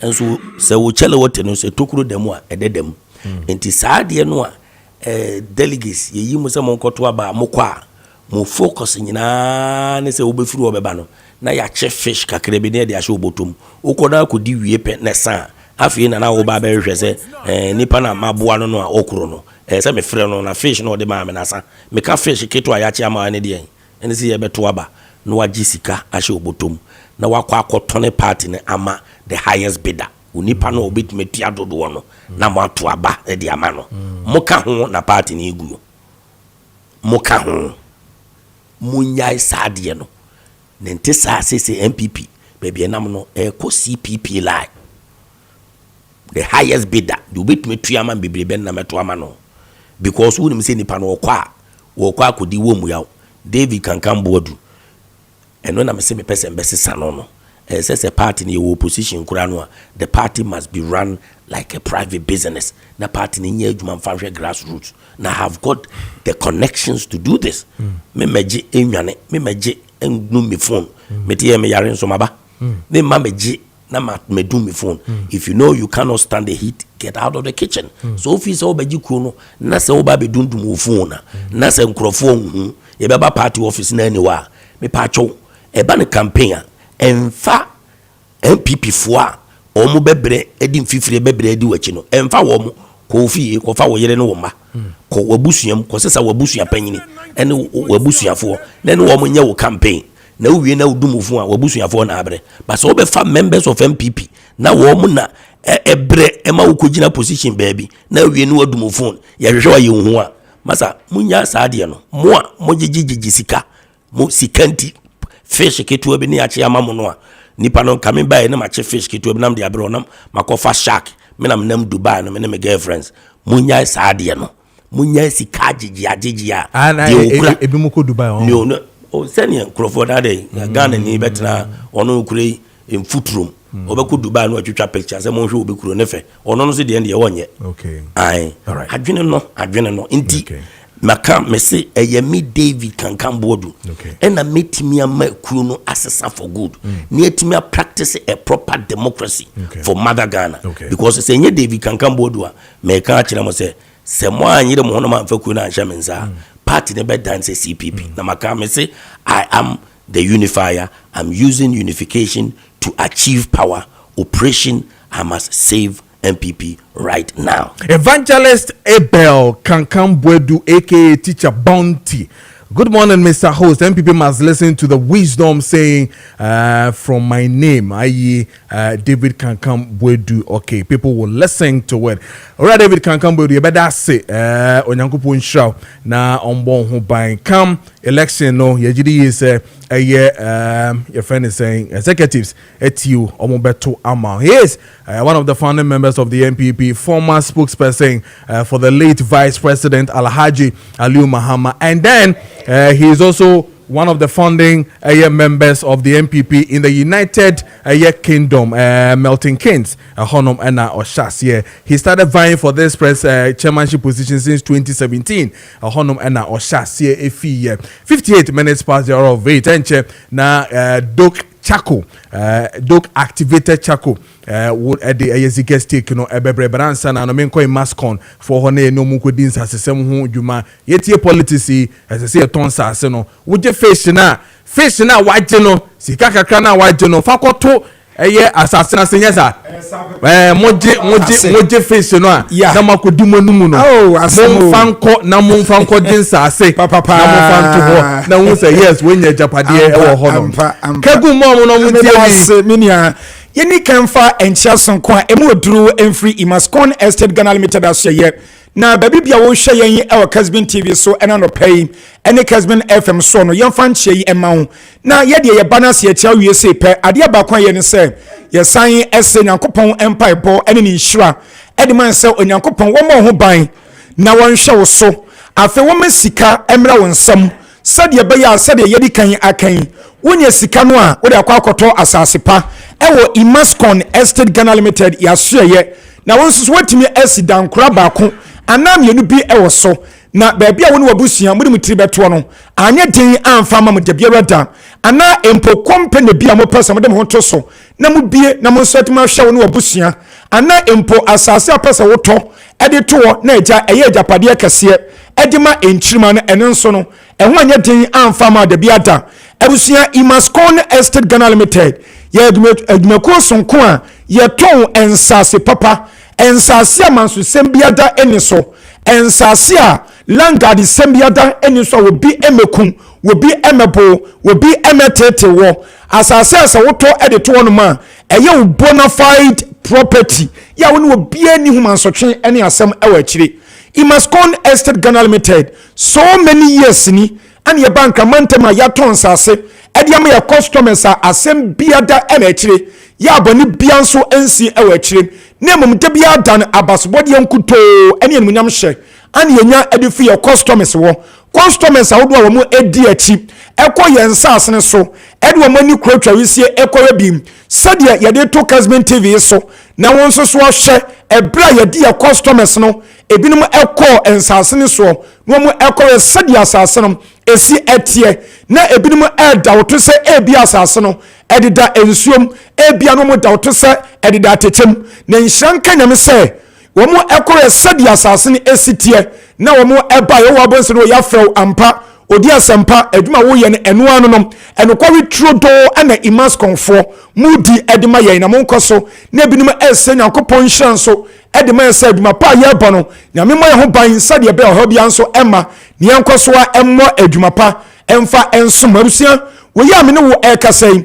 ye nuanom benum ewa abrochire ebinum ewa akontwo mawudo bibre so ya wonom ete ye nkanom wonom agye di ede won sika aba emensase no ye twa bi ayewon papers nyinada ede ehun bibi biada amane wonom a wonom ani agye omo ebose na ade ba ko no se so bi ewa abrochire ana obi emen kramantamimu na so de sika ba se yentwa asase ne bi ina yenyon kratasam ne yemfa emane no a eya ye kache ni pansa omma na busuafo enfo mani emedi akire no mo nso enka wansam enkyere no se de ye ka no de ye no eye saa pepepe ana etie ana ebinum aye ne saa ama ampa wo mani agye se wo mabusuafo bedi ho adanse ese Imascon Estate Ghana Limited yensa ase no aye ton de ma wo no enya asase bone nemum eye asase a eye papa ewon kratasam nyinata eye genuine na bibi bia nso eda na kwamu wonum se saafoi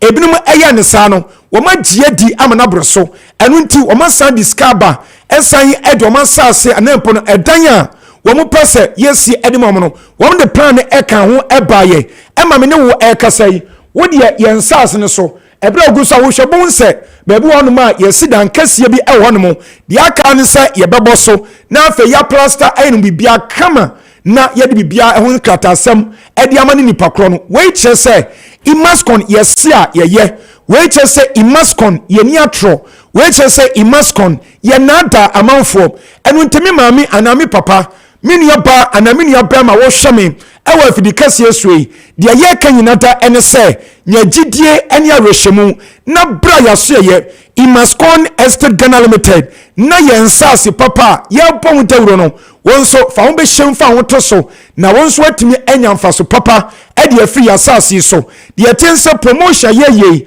ya to ni din say Susu for land promotion Susu for land promotion na mino wo ekasem bosomi ya ebe ni de atoso edunkrum 19th September ana sa promotion we ekọ na wiye ebia ebre no betwam no na promotion adase ye beto aso nanso ebo no bepeja anempo ebia ye nsan enye bio eno nti adepa etise ya eda fom etise no de ye kansa tutu anamo na fa obeshem emane mpa emfa ho enko na wakọ akota ba bi esu wanhwe bedu brebenum na wo kwa akoto obia sase anebo eden utin so mpo anya yi a na wonsan kansa ase no na ye ba be tetewa bekun aba be brobro to wasase ne so sedie ebinum de etie no minia sa promotion ye yi ato ni din se Susu for land promotion Susu for land promotion ene se di kanfa kakra beto ase niamfa nkwa asase ne so niamkwa to de emaw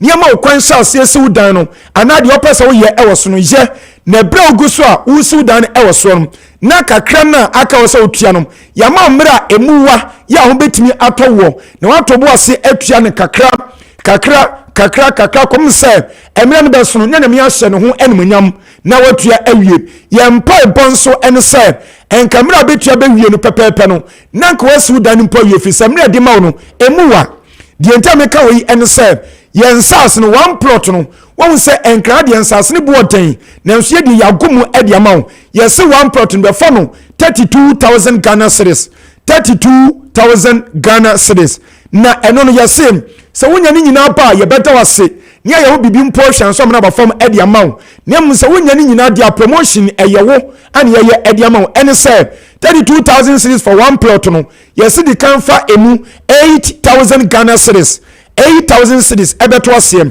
minian so di 8,000 to asia sem di kaka do kwa asase ne so ye kotwa wo de e de mawo ye mawo kwansa sasem nesi udan no ewo so na ebro guso a wusi udan no na 24,000 Ghana cedis no a ebeka no eno nso ye de bosumi maako 24 ya so akeka boma eye 2 years abusia emfie mienu mu a ana ye di si wono mo ni aspedi di aka no e de mawo na wotua ne kakra aka se chense 24,000 cedis ni bosumi biada no eye 1,000 cedis 1,000 cedis ana obetua e de ma yen Imascon Estate Ghana Limited sabe so no guso a wo ye wadwuma o afei sa half plot ana opa eno nso ensha wo e de ma wo eno no eye kama ene se wa eye half plot no eye 16,000 Ghana cedis 16,000 cedis na enumo no so wonya nyina ba se me kan ya no ye beda wase ni atema no wonya nyina nso a ene promotion eye wodia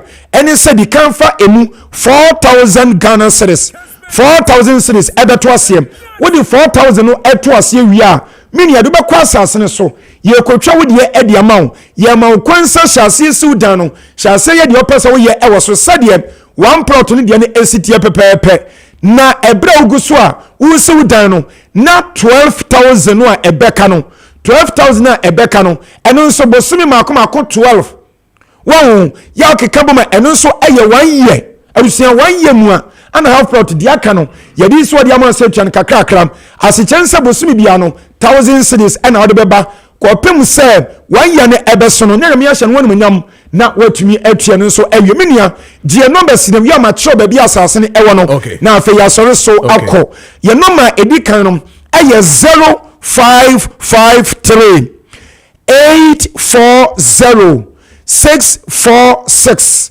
0553 840 646 and 0553 838 730 0553 838 730 and 0209 155 437 0209 155 437 your numbers miensa na didi dwuma ewo Imascon Estate Ghana Limited ya so ye ewo no mu na hye no so say yen sas no ya register ni nyinada ewo Lands Commission wonu mu edimu wo mam yetumi krata de eye adwuma ani yen sas no so no eye title land chese title registration edaso enti eye registered lands ana san so eye title land anu ti fa bebo ne beto bi watem na de tensi yen sas no ewo Tropoli miniam Tropoli no me kan no ewo eye Greater Accra region ya emum ewo tema any dowe nyakwan no eso wo free tema na sa wo kwa wo tatama kakra bi ko anima wo bon se dowe nya na ewo hoyim wo du dowe nya ewo no mu na Central University ewo nso ana Sagrema Affordable House na ye tai kan wansam no ewo wo di free samia me no ayabodin eko Tropoli ba bia Imascon for yensas no ewo no ekwan enwa udu asase no so a efe eda so te se desert so de ye de airtel Kessben TV so and your pudio was anwan ye say brabetu nafa wo hu bra wato asase na wiem ani ye sanso atwensu agu abro mo de ma say wo de wo dan wo si abrosan to so apem ekwa kanyame anu kura ensu ade besinum eno ye de tew free wuntu akapre ana dama ewo ho ana anwansa wo pe bia ka ho ene mposa wo pe blocks anansa wo pe gravels abo na sa wo de yesi udana yesi eno so bra na wo ne yemetanse no ye nhye di kanfa kakra beto ase wo ho ni yemfa sa no nyina emaw na ye wadwuma no ugusa wo ye wadwuma no so kakra aka no ni wa tobu ase na emre ni wa hye no watwa no kakra kom samre no beso ni watua no so awentimi nua hye nioma ye diama wei wan ne be ye wei gi se Imascon Estate Ghana Limited nyina no se ye dwuru wunti ana san hye papa yi ye dia ba ediama na wonso watime afro ha na wonam no na waba be ye efiewura enam Imascon ye hye papa ye dia gu akwam entebusia your office near was Sprinters Road Community 18 Junction Sprinters Road Community 18 Junction yani Allied Filling Station wakwan so ena edi enhwanimu yesa ben KFC baby omuton aduane no entebusia je numbers ni bio na de opese obisa bia bisa na yebeka wansam edi atweno abetobi ye number edi kan no eye 0553 840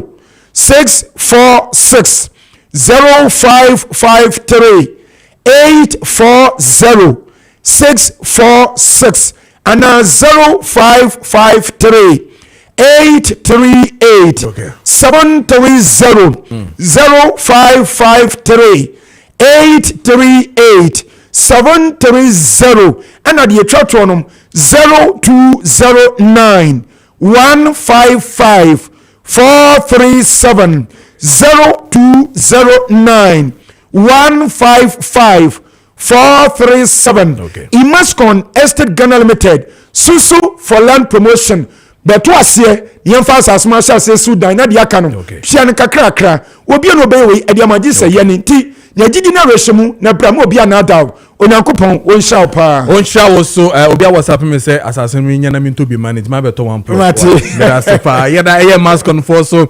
asepa yen corner fe ye ne mini abema ziga enye the Ziga steak brought to you by Doak Activated Charcoal and omode Ziga steak no brayin into no why ready media nesia nkasa bia boko de na bia dumara ko asa na was sisters ai Charlie NPP for assemble no pop mate yes omo assemble no pop because it seems knowledgeable people dey in the day out to bia obey unity or pese or contest bibia no say na dwunu do so the bichi na dwunu do so so what trust and analyze it to choose one assemble the popper in fact the man that just spoke me I said on the municipal so no trust and was Ziga say when you was said he say so we say me kind of or the doctor Amwakoto for those days the later Amwakoto for no and yeah in fact when you nipa or international man we're international man but so once studying year you take something out of who felt the being suno basa not here we're international man pa so when you were London I remember to Kwabe we know him yes it wish him all the best in fact he has spoken wakasa yi pa na and the boss yes nipa ba kwa wa interview na mania jepa ura brampa. Okay. Na ye ka ba akwatia by election wasem. You say tension wa akwatia. Whether you like it or not, there's a tension wa akwatia. Enti back and forth ni enra yensu ye kabino. Papa yi ka asemi o ka akwatia asem any security asem. Wa ka asem bi which is very very important. I think say we as a country as a senke fa asem no so ni treating of phobia 1 week or 2 weeks. Month crank and say now we heal this country. Send your beya or mine bedru it's like obia ya de bi obey careful. What say? Ababia ba or pampa ni kofua or me the party for or pampa eti say NPP ni na beba NPP aban na woswa obi o support to NPP betimi ya ade bi a utimi say ade we de mfa na kwam ni ya pampa no ya kana hye obi ya NDC a oba saa you get me na yes say o man Trump put in call US no na ma hwe machini na me hwe then one of the senators on more US me say was serve McCain former presidential candidate McCain office that was say we should not allow any crisis to escort free say crisis aban any kwasi ma crisis ne kokwa we have to make use of the crisis esi ma crisis na yakom no yedi ye bibi you create something out of the crisis yenhunu biem for example covid aba abeche kwan ye fa so a ye horo yensa esese ka ho nose mask ukotra ni padudo ma esese ka ho we make use of the crisis sa asamba ne ye kasi ye si anu kwan a ye set precedent fanto ho irrespective of a political party that you join so when your party ba no be ya de bi na nya magana fo hunu se nye na wo party ni mpo na mai ni sei etu Kojo baby support to NPP a wo kasa be very careful. I think we need to do that. Sure.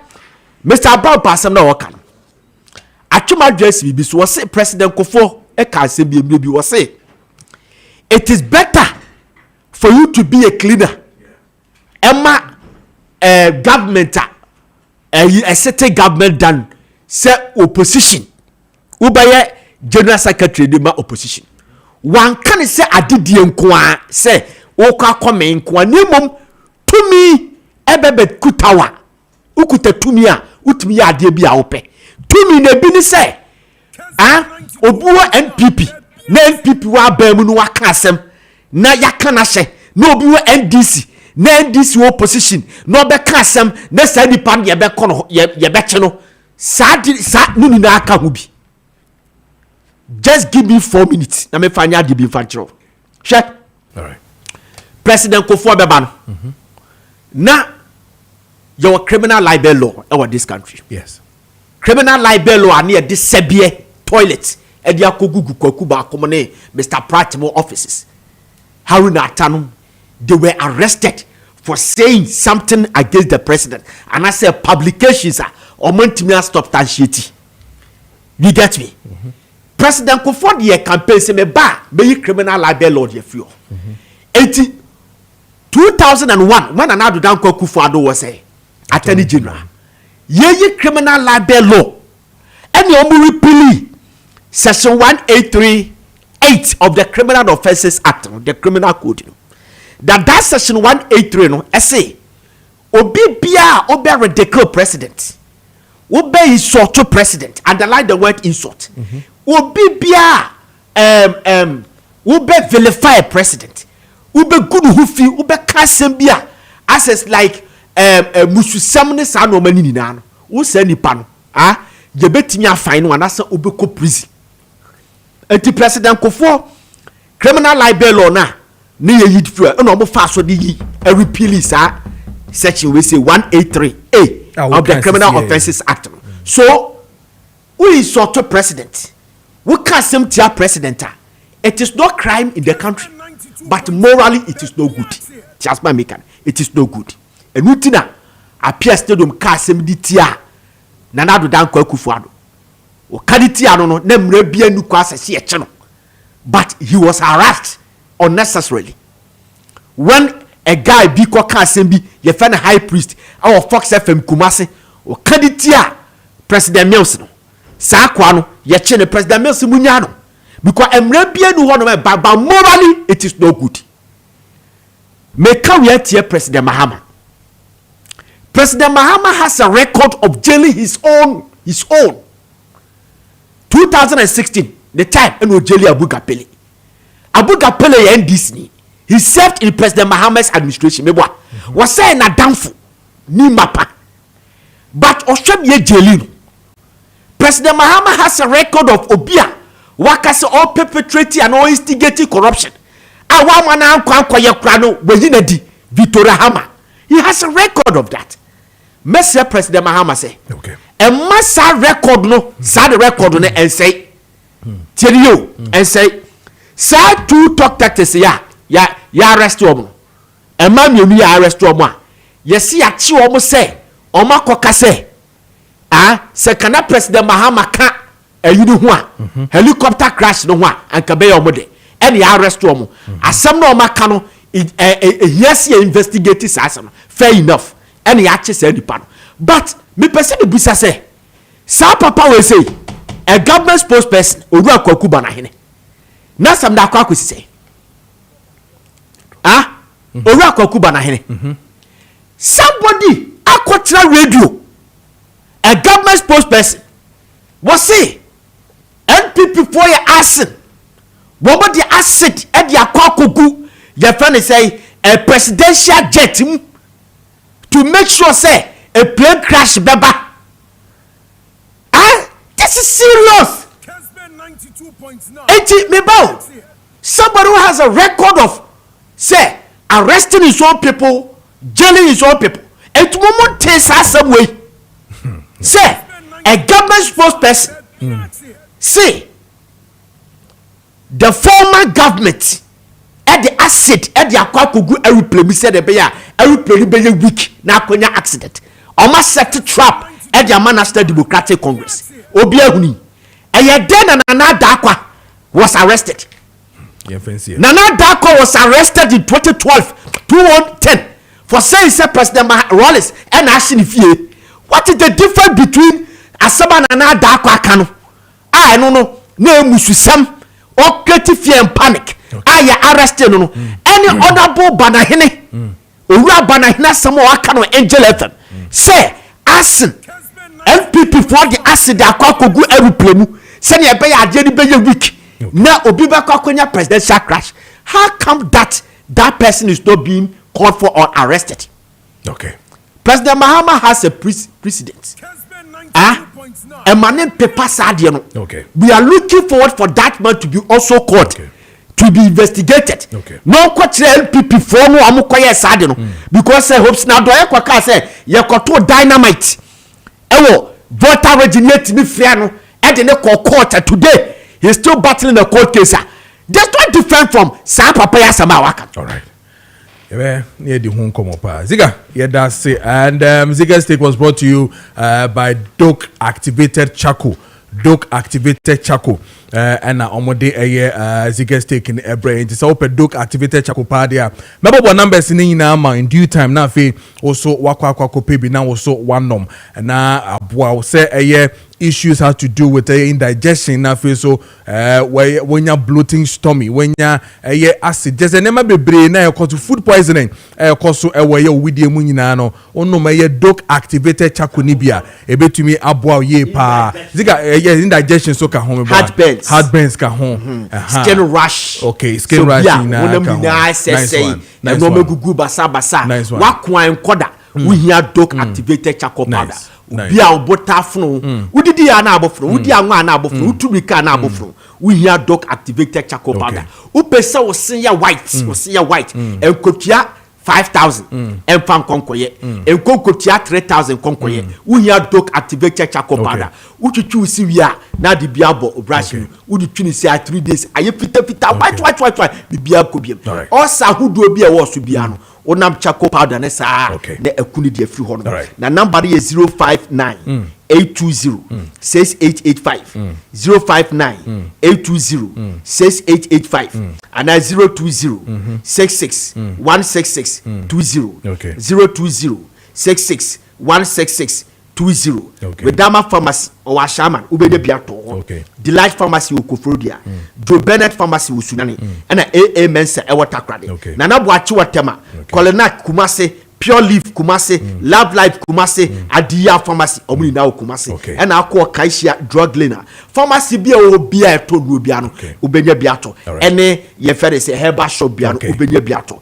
Wait, a dog activated charcoal powder, and the ADSM and Yamai. Nancy, Mamma Humana so na fe mene Morris O2 where Yoko office here and now me sure some say Ziga down for pa Shatawali buying ensa akano Ziga down for pa amo wo Yoko here but yen Connie and Morris O2 your correspondent wo host here on grounds ni ntie yen hwe de ekoso e wo honom sisi Morris Maakye bibia boko de emi adon me da se pa haboko na bese anapa no twene fa mi bedu ha de nanka ahasomje wa ha yedi elita wa no enno so na esi a wo emi ahome so na emranti a wo kura moto bese edinu no wode te me begu hanom na de a wo ye wa ha ye bobo yo kofo punum district no afa enti dia kwaso wa hanom ne de meka se anka nanka ha ye asomje patesi ade emranti ndide kakra aba hanom de wo kan ne se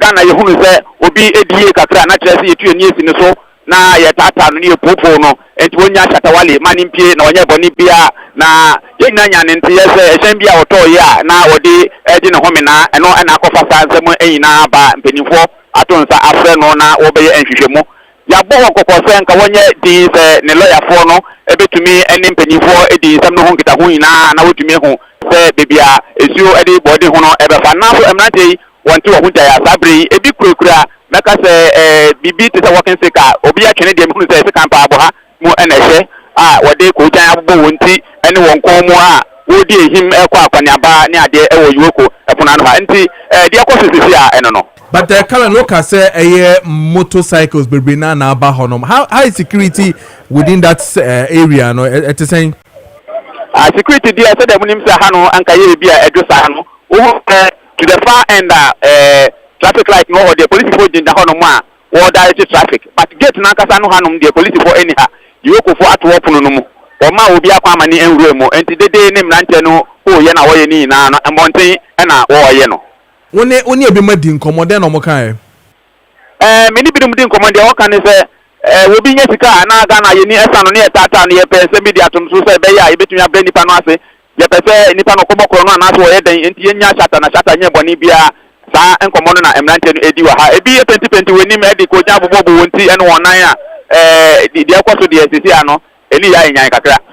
Okay, enti nyabotre na gina homaye give us all the live updates na face so all the interviews e be see me sure say the media spokesperson Ora Samiba ewo hoso but we betime ben bibia dede ni wono ase won ye ka say na nka won name brand ni bi ndi nkomo 1 or 2 be my just about 2 minutes na yentie omoso de entia omo eko omo ma deport entia yachi Ora Shatawale enti omo ho no ma no omo nche metin noise in there but if you can get to any of them na ye di enkomo afa ho na ye head the omoso omo di mehu placards ni bia omo chotro eso ewo ho no mo I think inscription to be no something Shatawale learn okay please okay please okay I've seen those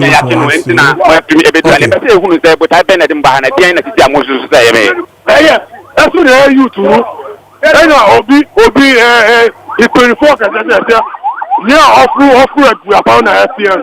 But you will be food to a pound FPL now. No, or the Ghana, I call Jamaica, or do you call the whole word? at least the bay. They all gone. At least the bay no. What to be Ghana? They are Akosa. Edition Obi and Musi. Say. So Obi Akoyaka. Oh, I'm a Tom Obi. Everybody go here. Ejade, I don't want Nipa no feel. I can't for me chamun. I don't cross. Me no kekeno wana ska. Me do go me neke. Me no kekeno I no do go man neke. Come me ko ba ka pa ni ne gbo le sa. Onye mi nyama. E ni wo se ko. Onye mi nyama ro ma ta. E wo se ko na wo se. E wo se so. Ro ma ta bo. So ma ta wo. And the other is come over the benefit of the Yama Musia.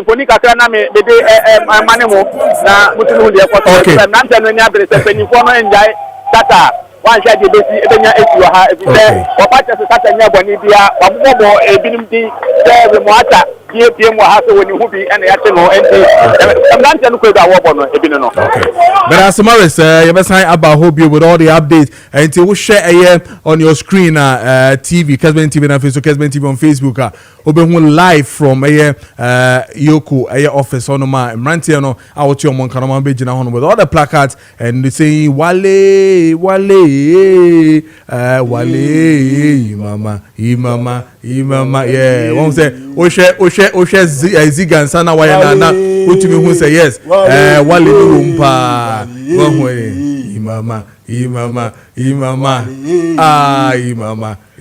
Mama oh yes Somali mafia Yankola yene mi de mafu ending common for yemra back ni ento so o test na making kind nyina ma na ya head the echo mi de mafu bacho bia boko de bia boko twe yam pada ro mod na te ye na mo so enyara de adom ye hu ye nkakakra egu so a ye de nyame ase yenko Mera se mama mfanchi amfa mfiri medimafo ya ba hospital Dr. Time da so dano emfama wahefo ne watiefo enanopai na yemisa mo se mapomodin etesen na se anopai me no di nkomo so apomodin enya medimafo ena wode eba obi nso ho so onya hunu se na pomodin enye but na pomodin na nkasa enye wo a one time ma yaresabia mehwe oni paduanum ehunu hawa ekoso woni paduanum empempi ni ana mekase se oye bema na oba na odi from 50 years and above I say all time visit hospital na ye hwehwemu woni paduanum ye check sa hodo hwe se edia ne dia na ekoso woni paduanum ebiam krampo so no I say there are some exercise we see etimi encourage you now yes exercise no between 50 years and above no say da be atam bia na opomodin betimi akonkan afa nuane ahodo bi wo ho a e say wodiri sa age na wodie bi so ho so otwe ho di free ho oba medimafo ba hospital ye ne obedi sa nkomo ni nyina na ehwe na ya boa wo na obi a wadi from 50 years and above no memma ne mpa otirim se ade a friend se mojabroso ebetimi aba at that time afa crampons no hypertension so betimi aba at that time and a cholesterol ebe doso woni padwam ni nyina no oba ebetimi aboa afa stroke so ya ade asem odi from sa age no eko na won tanye exercise ebi wo kra be exercise but won se na stroke no afa da ne ho adi woni padwam bra medimafo ba hospital na afa na asoya me no kan ho asema Dr. Time da so eda no eyen haban enubina enkohini na doctor de ye adwuma na okọ obi oteten haban so ho a wo so okọ obi a okasa haban te na haban te na kasa se me kan obi okasa haban te a was unhu obi a wono ankasa hunu se ahaban we at this time yetimi de sayare ahaban we at this time emfa sayare ahaban we yet ultimate no at this time ane ye sanso na ahaban we na adua we ye wan na bena at this time e bi anopa ana awie sanse se de onipa da sani yesi ye no man sanso na ahaban no so no tumi ye wono so ye omonoma se wo sore anopa pa obe ye onoma wo fie na afi wo pia monten so no ahaban eni nubena so no tumi ewo mu a edura wie a tumi no so epie ekɔ montene so esan sɛ oba doctor bɛka kyerɛ so wɔkyerɛ haban kora sɛ kɔte a ɔbɛka kyerɛ sɛ okɔ na wɔte haban na haban na wobɛgyina ne mu so haban no mu a ka kyerɛ haban ne sɛ haban mete esan sɛ me yafunu yare na me de kwakosa ekoba no saa mpacho onum saa haban no de yɛ duro na onum a mpacho eyade sɛ ɔhaw bi a ebefiri enipaduam na ho nso atumi ato medimafo ba hospital nie mpacho yɛ number saa obetumi afrɛ na ne adi nkomo no sɛ wo hwɛ yɛ wa amonane a mpacho first number na 0244 no obetumi afrɛ WhatsApp obetumi a chat enso ho 0244 774282 0244 774282 and afe 0500 727215 0500 727215 ebiamu nso no 0245 449592 0245 449592. These are numbers are obefrɛ me dimafo ba hospital na ya gye so asoye no bebubu sase he fane wo ye wo kuma ase ebuo kwa atwema ogu school junction poku ase ye poku ase mayira enu nti mayira fo nyanyira wo central region eastern region volta region ana impo greater Accra region ha se ya obeba poku ase mayira some part of western region nso betimi aba greater Accra region adia ba kono say momo savannah region northern region afei north east region and Ashanti region mo nyina and some part of western north nso ebetimi aba Kumasi ebuo kwa atwema go school junction na wonso aba beje ayarhwe hye no nso ma me say medimafo aba hospital eba de man hiafo ne sikafo nyina eno nti na for the first time Ghana bakosemu ayarsabia ba ko oba man hiafo ne sikafo medimafo aba hospital ade nti na America na san nti America na san say oba medimafo aba hospital Dr. Tam da so entena sen kan kire o say ma me wo hawo ya wo de ba ye mejo 1500 Ghana cedi ba so de to ansa na mahwe ana se mejo 500 Ghana cedi pekin kan ansa na mahwe mejo 200 Ghana cedi fato ansa na mahwe mpacho Dr. Tam da so enya sa de no na emom no oba na ka kire doctor say doctor ka kire o say wo sika betua me de hwe nyina 600 Ghana cedi sa wo ka kire doctor say doctor me ba no sika kita mi ni ampacho doctor beje no ma onuro no start afei won say first 2 weeks na akonom nduro no afei bo sampa eye wo tumi ewon haban mu sade onyame kan ho asem no eno eye adwuma ewo medimafo ba hospital na obepie mu medimafo a de ten say empempi no na nipa dodo na kase maba medimafo ba hospital ba benya akyede wo bra me ho ato me yes empa enya o sikanti na doctor ba ye na mom say sikanti na doctor ba ye a enka de ten say watchia wo betene ye duro wa ye fo sisi yare afei yenuanom akuafo no omo ekwa urom dodo na omo modo patra no modo ntosi ne sam emokomoko no obonso obekoto a afei beduru mebi no na ne sisi no ntumi ntini mu biem sa duro no wo ha wo ba doctor de ma wo ko de be ko pharmacy shop afei mu emi boosters ahodo a doctor aye no o de be ko kogo okoto a na ne sika aba de botom obetumi atobe 50 kura na ho nto wa wagye ne sika baro se da bi o ba me dimafo ba hospital de brade to yare no so na afei wo to ase e de ama wa yare no ansan so enyini tibiem agye se bia wo ba me dimafo no ogie aduro for 2 weeks no uhu sa wo ho to no no an wagye aduro no no ekoba na sa emo ani nyina nwunwie eno ntini edi samanta obon se na emo na sa sorry biem na omo kodi atia o nipadua no bibiti sa typhoid sa o ko typhoid no anko anwie nto ase a me ba to within some shortest time no obon se na yare na sa kan ho biem sa nsemo wo no enwo anwie bramedimafo ba hospital na ye mo ne nto ase na yenyi sa hawo no nyina emfamfiri nipadua no so emfama na ade ba ko no se obi ho tifio ase o mobile no man ka me yare no yete no se maami efiri utiri so kosi ona ase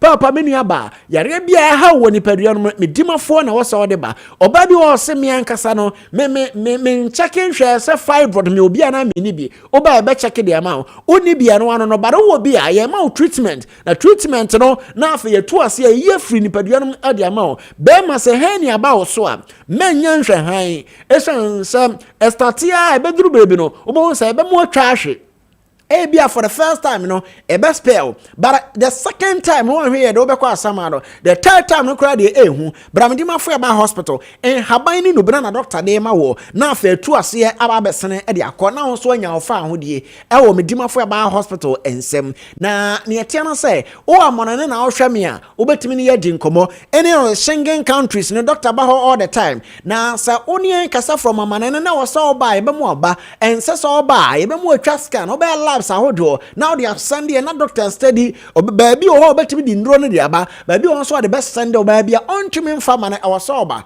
Shannon Somama say you United States of America there any part of about 1,000 Ghana doctor assure more elho afe Germany so any part more than 500 doctor assure more taco all the time and one more UK crowd the buburuja Spain for so buburuja and also two and more by me dima for about hospital na enu banani habaima onyankopon bo ade ode asha Dr. Tam da sonsa no watimi ama obi ma me o hwa me yare nti onipadua no wadi for me be ma na ija wa kosan se bra oba no na to nufo afe o face na e kama pa ba yare ama asesa eno nti ne be ma na to pehwi bra me dima fo ba hospital be ma bi nso sa oba bi hu ni stature ne tenten ne kese e na ode fa no ba yare nti se wa kase pencil enso yare ne enkoye bra me dima fo ba hospital na ye ntreat yare ne ntoase emfa ema Bema me mwa da birijo me nkoda na jo obra ho kani da wo nchen na ho nkototo mpapa so nkonko ya adwuma hunu bia me ba chom enwumere ya adwuma na oba na de che ma opiafo e ba sa be compound aye pra no ubon se oba na nduru no so opra kra ahomachene no afa pra ya kwakopra na afi wo to nwum eyi wa ye sanse wa ya adwuma eye haban Edura Dr. Tam da so de ma na nya aphrodisia se o me nom na me no ba kwakoda esiesie oni padua no afi wo sa o ye adwuma be ma nkoye adwuma 2 minutes enkoye adwuma 30 minutes na say 15 minutes be ma from 30 and about 45 minutes also team fifiri enya se bia o yisu be 5 minutes na bia wa komiensa o se na me ko 3 mpacho da bi o ko 45 minutes ba ku ne mo ohia mpacho esene se wa ko be se 100 kra esen se mo ohie eno no speed na no odin o kono boko so o kono boko ni nyina ye medimafo eye haban ni nubina same na nya 94 years na oware ne ye otoso miensa bema wadi 40 years wadi 30 years but 5 minutes 10 minutes crowd to me nko sha so say e man over there say 60% no omono between 10 minutes and omunya orgasm but ni aka no 40 na aka no I just from 20 minutes and above into ya bema na ukoshia na ukokoye 5 minutes wa mo ba na nduru ba bia waja na wo kwan mo hwe obetimi esiwani so osiwani so nso ampacho ebro na anopa ubonsa adeda wani so ebeka so no obi na kokonye nanso na dam ne aboro wo memma saade ne nto wo bra me dimafo ba hospital enso ewo ho enhabani nubra de pacho ofane kwa ye number sa ba frɛ na ne di dwuma no memmo adabirijo sa enkoku ho se minisika ntimi koku ho usisi ebetimi ama oba bi ahwew 0244 7742 82 and a 0500 727215 0500 727215 I am Dimafo Aba Hospital Dr. Time edaso boss ye bedase yes ye dase me ye bedi nkomo me pacho bedase pa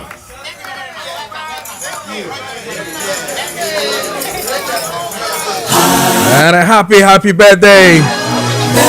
birthday to you Nana Berema Yao Sapon Benkumhine of Achim Abekwase. Happy birthday to you.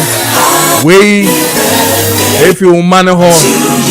And of course the man himself, Richard Apia Sapon. Your son. Or me producer Unza. Da happy birthday to you. Richard Sapon Papanie. Nana Berema Yao Sapon Benkumhine of Achim Abekwase. Happy birthday to you, Nana. Radin Sha no man kwatenten. Ye be fie ne ba be didi. Ye dia no ho dia. Happy birthday to you. Esuma Martin. May God bless you. Happy birthday to you. And then a happy birthday to you, my man. The man himself. Halifax Ansa Ado. Halifax, happy birthday to you. God bless you. Radin Shapa. And then a happy birthday to you, Simpson. Where if you Gaspar and I face Wisdom Hall. Happy birthday to you. And then happy birthday to you, Madam Gladys Osei. Happy birthday to you. Radin Shrow, Omanina, so more official part. Madam Gladys will say happy birthday to you. And then happy birthday to you, Rowena. Happy birthday to you. Rowena, happy birthday. And then happy birthday to you, Christabel Boache of Born to Be a Winner Motors at Asafo Fitem. Happy birthday to you, Christabel. And then a happy birthday to you, Courageous Queen, Baby Love. We JJ Honom say happy birthday to you.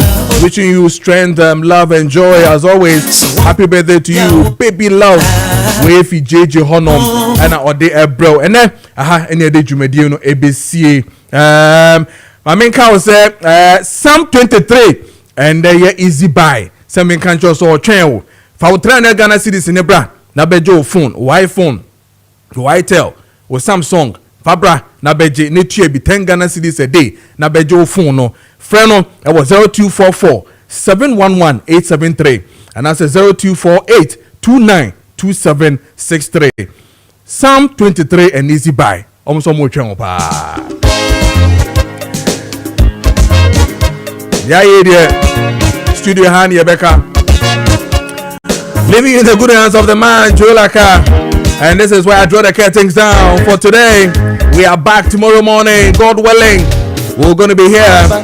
As I always say, and I'll continue to say it, I love you.